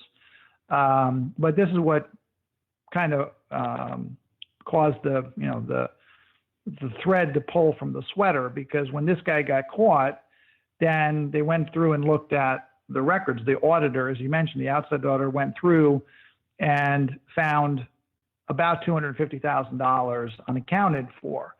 And then she was confronted and she was forced to resign, and that was considered the end of it. Okay. Now, in a scene in the movie, which is consistent with some interviews I saw with people over the, at the time, and then more recently as the movie came out, it was the superintendent who went to the board and said, listen, we can't report her to the police. We can't afford to have this kind of a scandal, because what's that going to do to the perception of this school, of the school district? What's this going to do to how Ivy League universities view Roslyn? Will they start, passing on Roslyn kids? What's that going to do to property values? You all own homes here. You have kids in the school. Aren't you concerned? You want your kid to go to Harvard? You want your house to sell for $1 million? Don't do this. Okay. Then they were concerned that, and this is in the movie, but it's in real life too. The board was concerned that they had a legal obligation to report it. And you might think that, Bob, because it's taxpayer money. Oh, yes. But the lawyer who came in said, oh, no, you, under the law, a victim of embezzlement is not required to press charges. Okay. What the board didn't know was that was not their regular attorney. It wasn't an attorney that their attorneys found for the district, who was basically a criminal attorney. It was an attorney that Frank Tassone procured himself through a friend to come in and give the opinion he wanted, which is, no, you don't have to report this. So the board opted not to report it. She was not pursued criminally. they made a deal with her that she would resign and she would pay back the money immediately, which of course she was able to do because she had been stealing millions for years. So coming up with $250,000 wasn't such a problem for her. But that happened. And then the idea was, okay, that's the end of it. Okay. That we had this rogue employee who got caught and she's paid back the money and she's resigned and all the rest of it. Well, what nobody on the board chose to appreciate was that Frank Tassone, the superintendent, actually had an ulterior motive for getting them to stop the investigation right then and there, which is that it would have shown that he himself had stolen $2 million. And he didn't want that for obvious reasons. So the board went along, and it's a kind of a point of the film. And it's, forgetting about the dramatic underpinnings of this particular narrative with Rosalind, it does highlight what the issue is, especially in suburban school districts like New Rochelle, like Mamaroneck, like Rosalind, is the people in the community don't want bad news. They don't want accountability. So okay, so they're willing to basically look aside at anything. And that's how I would bring it back, if I can, to my experience over the past 12 years here in New Rochelle, right? Which is, I brought up all manner of corruption, of embezzlement, of fraud, okay, and worse, okay, including sexual assault. And time and time and time again, the school board chose to cover it up. And this movie gives a very good explanation of the mindset of how board members think and the pressure they're under from their friends and neighbors and people in the community not to do anything to harm home values. And people like Frank Tassone know full well that that's how these people think, and they exploit that. So that's exactly what this guy does. He preys upon their weakness. Their weakness is fear for their children's future and getting into good colleges and the value of their homes. And he basically uses that to get Pam Gluckin kind of off the hook, not to go to jail, and also stops the investigation cold before it can lead back to him. Bob, and in the movie, you'll also see he brings in a compromised auditor to look at everything. One of the things that I'm learning from this conversation, from reading your outlet for 15 years, is do board members really understand what their responsibilities are? Do they understand that they have a fiduciary role? Do they understand really what and I know they go through a simple class, but do they really understand what their responsibilities are? It seems, quite frankly, like amateur night. Every time we go over one of these stories, do they not care, or they just do not understand the gravity of their responsibility? Well, I'll relate it back to the movie because people can watch that. And again, movies are not real life, but the dialogue that's in that movie, from what I read of the screenwriter, who, by the way, was a middle school student in Roslyn at the time that Frank Tassone was arrested and grew up there. And that's why he wrote this movie. He interviewed a bunch of people that were involved with the school district in various levels at the time. And so the dialogue that's going on in the film, while it's scripted and it's entertainment, is based on truth that, anybody in a suburban school district can easily recognize, which is, hey, initially they're all saying, hey, she has to, pay the price. We have to go to the police immediately. This is a criminal matter. Everybody really in the room wants to do the right thing. And then you watch as the superintendent says, well, let's not be hasty here because, what's that going to mean for the reputation of the school district? What's that going to mean for our high school graduates getting into good college? What's that going to do to your property values? And then one person says, well, maybe we shouldn't be so quick to act. And pretty soon the whole room turns, okay? So again, that's for dramatic effect. But the point is, that rings true to me, which is time and time again in my experience, the board knows exactly what the right thing to do is. And I've talked to board members as things have come up, and they are full of righteous indignation and they're upset about it and we're going to do something about it, but then they don't. Okay. So to take, an example from a few years ago, I was attempting to get records related to David Lacker's medical expenses. He was the school board president at the time. He ended up being on the school board for 25 years. And I was stonewalled on getting those records for a couple of months. And then when I finally got them, it showed that he was in debt to the school district dollars because he hadn't been paying for his medical insurance for 8 months. Bob, we didn't hear that amount. You might have been getting an incoming call. We didn't hear the amount. What was the amount?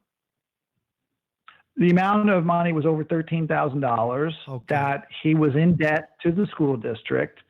And there was, I obtained letters,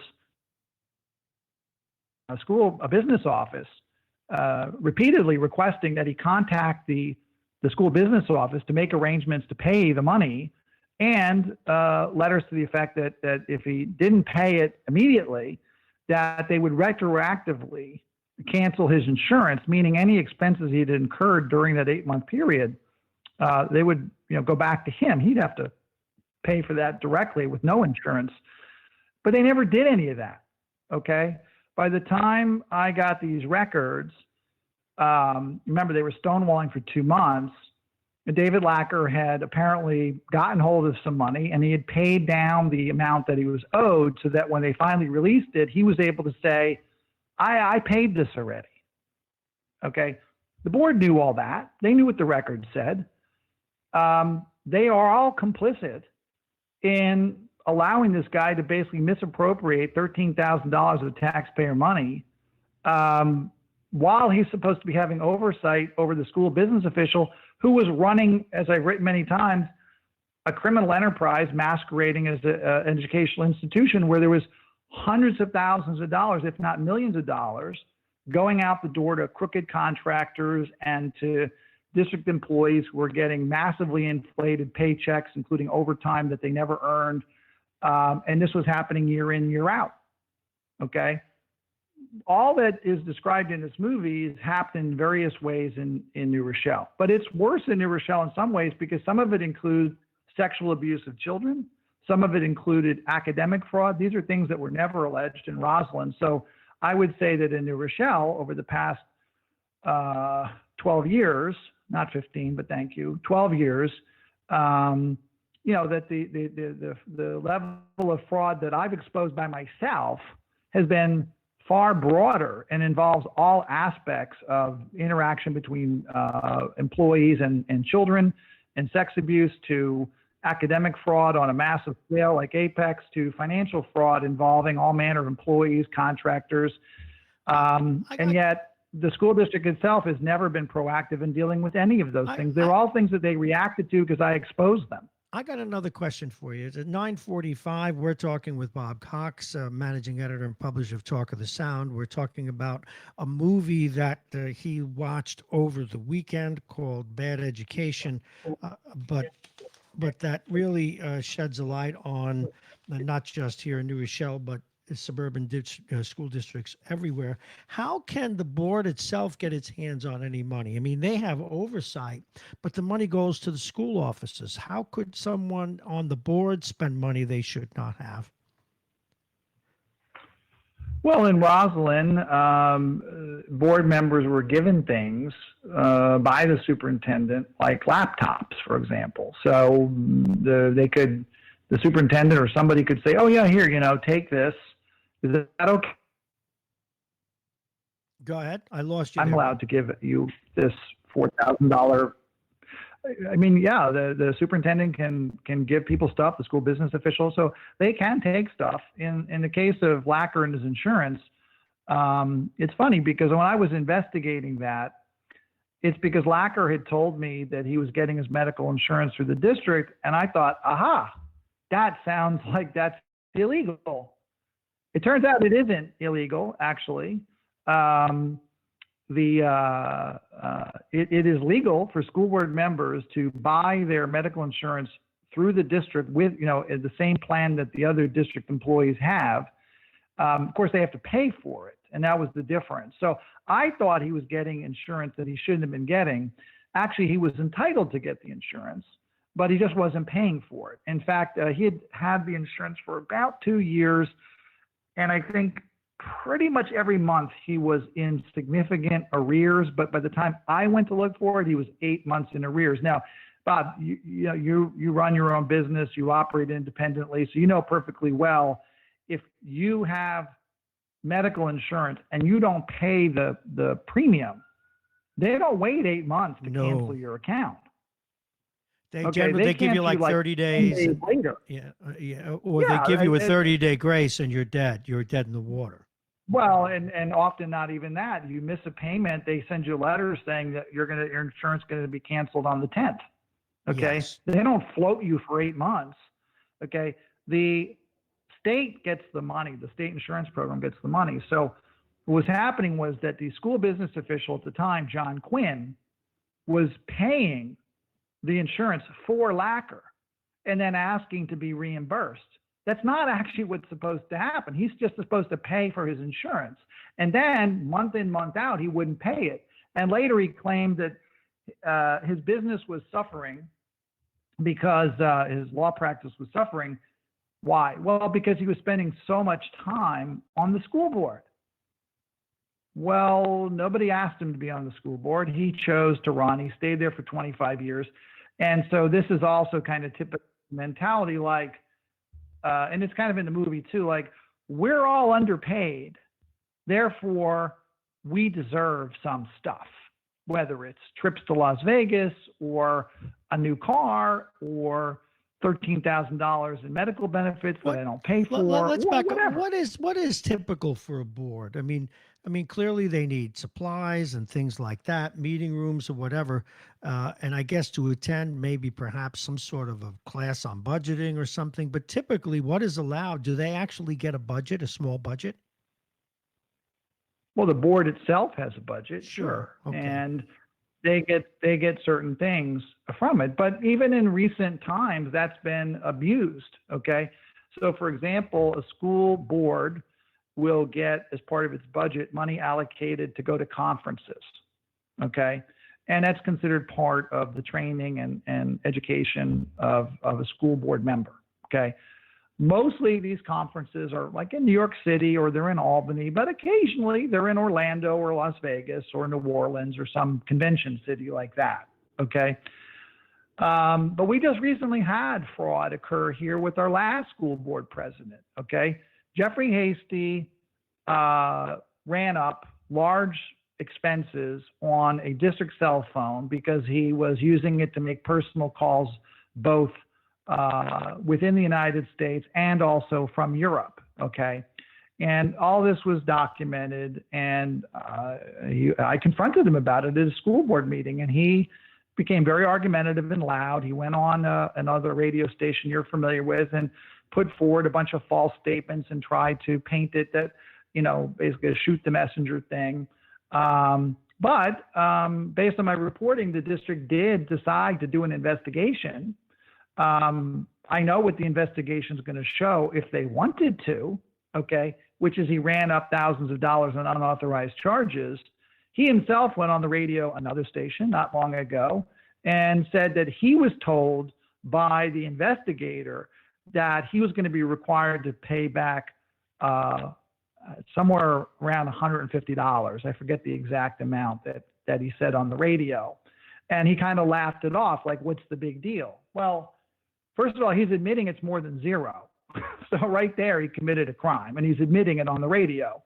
Okay. But I don't know that the investigators would have told him how much money he's going to owe without telling the board and without actually filing a report. So there's no reason to believe anything about what he said. Now, what's troubling about that is not only did he run up these unauthorized charges, okay, and the number was a couple $1,000. All right. But when he refused to personally pay for these expenses, which were personal expenses, okay, the district finagled the books to take the charge and apply it to the school board's budget for conferences.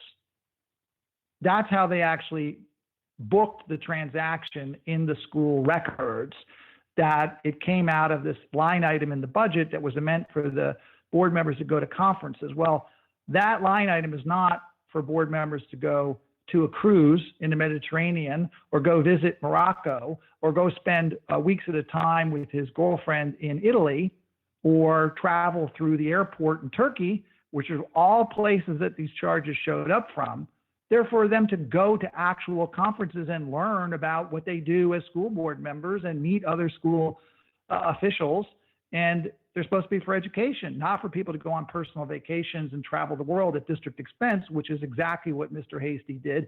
That just happened. That investigation, as far as I know, has still not been concluded, and he's never been, at this point, made to actually pay. I did FOIL for the records about, did he make a payment? Did this happen? Nothing happened. So, you know, that was the most recent board president was engaged in fraud. And I'm saying that, Bob, to you, knowing that if I were to say somebody was involved in fraud and they weren't, it would be actionable against me. Mm-hmm. He definitely committed fraud. I have the records, and he lied about it repeatedly at school board meetings and in the media.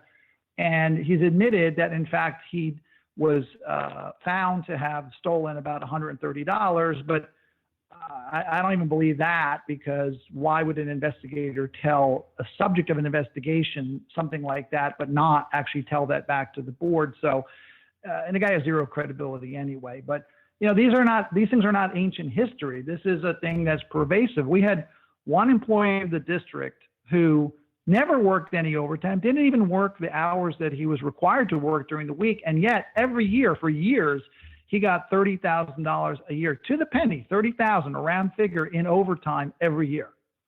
And when I asked about that at the time, the school business official was John Quinn, and he said, well, the amount of overtime depends on the amount of snow days and snow.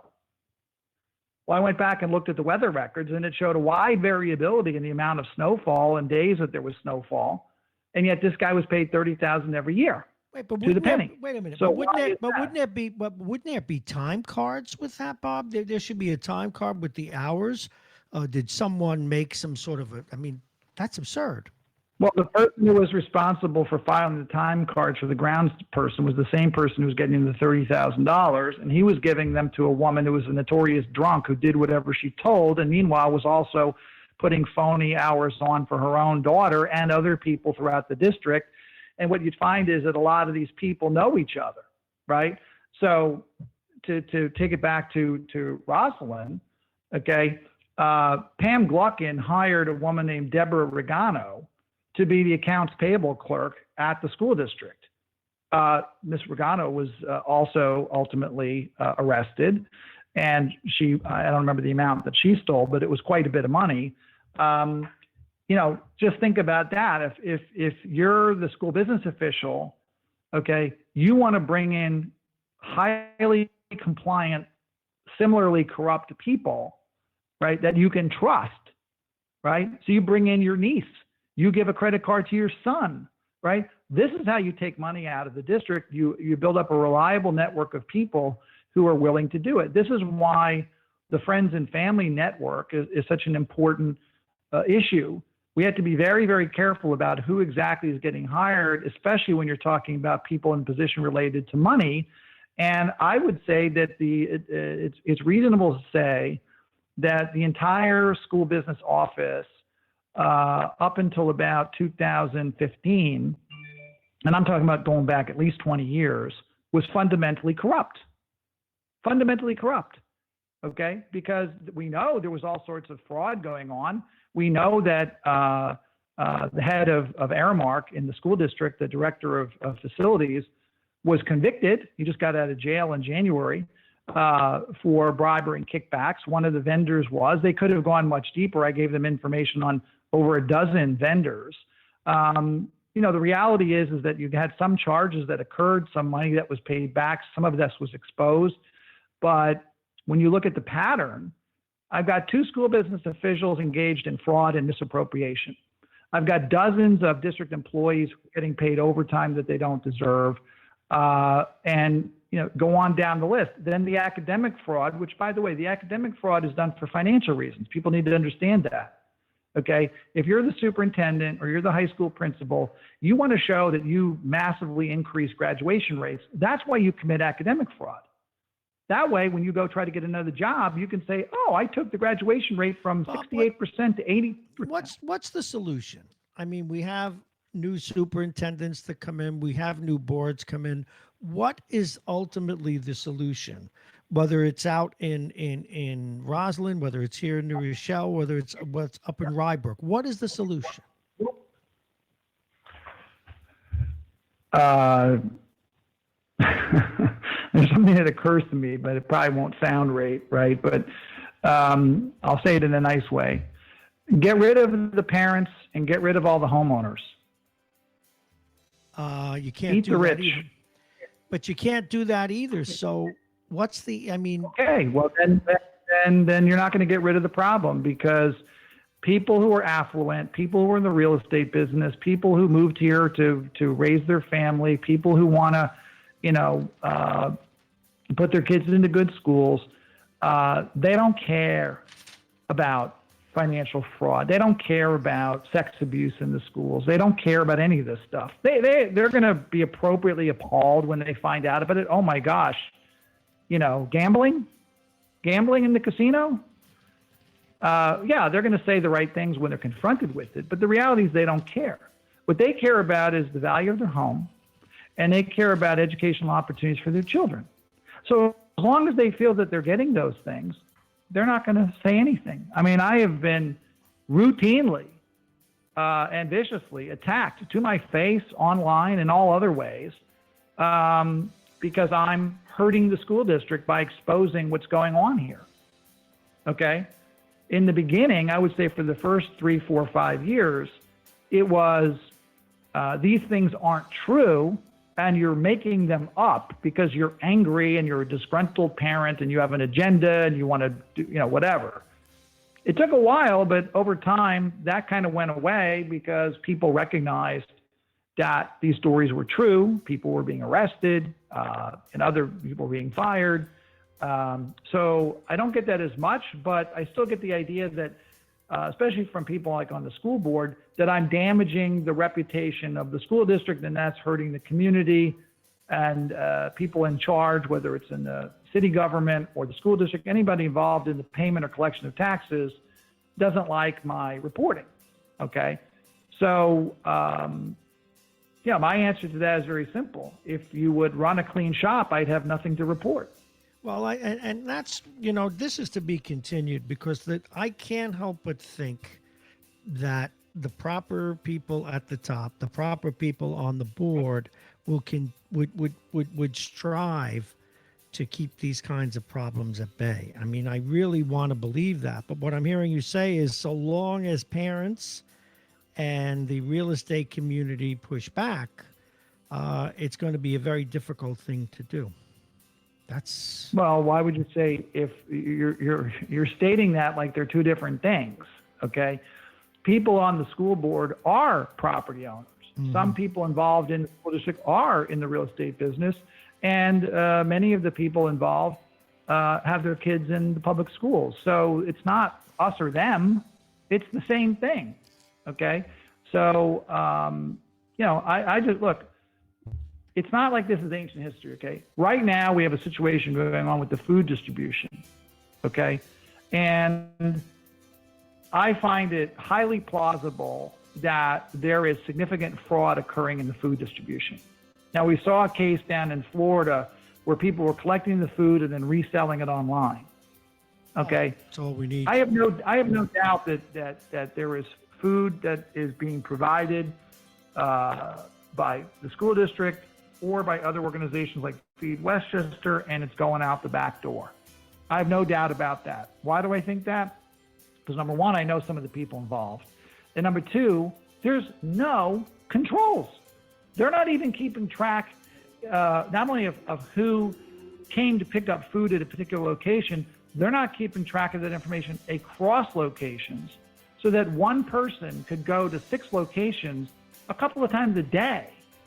So imagine, I wrote about this, if you, put 4 people in a car and spent less than an hour to drive to the 6 locations, and you did that at 9 o'clock in the morning and you do it at 12:30, okay, you can pick up 960 meals. Now, because no one's asking any questions. Wow. You can go pick up 4 bags per person, 16 per car, twice a day, 30, it adds up to be quite a bit of money. Wow. Which you can then sell. I may And do I think myself. that there's people... Do I think there's people that would do that? Sure. And they don't have to be even from New Rochelle. Somebody could drive here from Bridgeport or the Bronx or Poughkeepsie and pick up all this food and then bring it back to where they're from and sell it. Put it online like they were doing in Hillsborough County, Florida. So It's time to stop, my friend. We're out of time. Pervasive. Wow. Bob Cox, thank you very, very much. Bob Cox, managing editor and publisher of Talk of the Sound, considered the source since 2008. Thank you very, very much. He'll be with us again next week, and soon his new show, which we'll talk about a little later in the week. That slams the lid on things for today, folks. I want to thank our guests today, and all of them acquitted themselves well.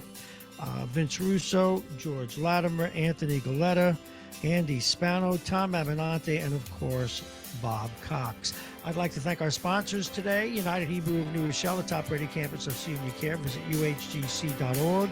Aging Issues Management, the law firm of Payne & Kahn, Dominic's Fine Cigars, and Plug-in Virtual Reality. Also, don't forget to use our friends over at the Beachmont Tavern. Sorry, I got distracted again. It happens. I'm getting old. They're open from 11:30 to 1 o'clock in the morning. That means when you want food, it's late. And hopefully you'll do it early as well. 6, 7, 8 o'clock lunch, whatever the case may be. But, you don't have work these days, or a lot of you don't. You're working from home. And if you don't have work, you're up late, as you're not usually, and you're playing cards, you're watching a movie, and now you want burgers all around, or chicken wings, or you want the boneless wings, the chickens that couldn't walk or walk funny. You can call them up at 636-9533, 636-9533, and the folks at the Beachmont Tavern will have your order ready when you go to pick it up. Thank you, everybody. And tomorrow we'll, of course, be talking with Vince, Mike Edelman, Mike Duffy, Sean Patterson, Howard Dell from Houston. We're bringing Jake Schaefer will be with us tomorrow, and Jack Resnick. Thank you so much for listening.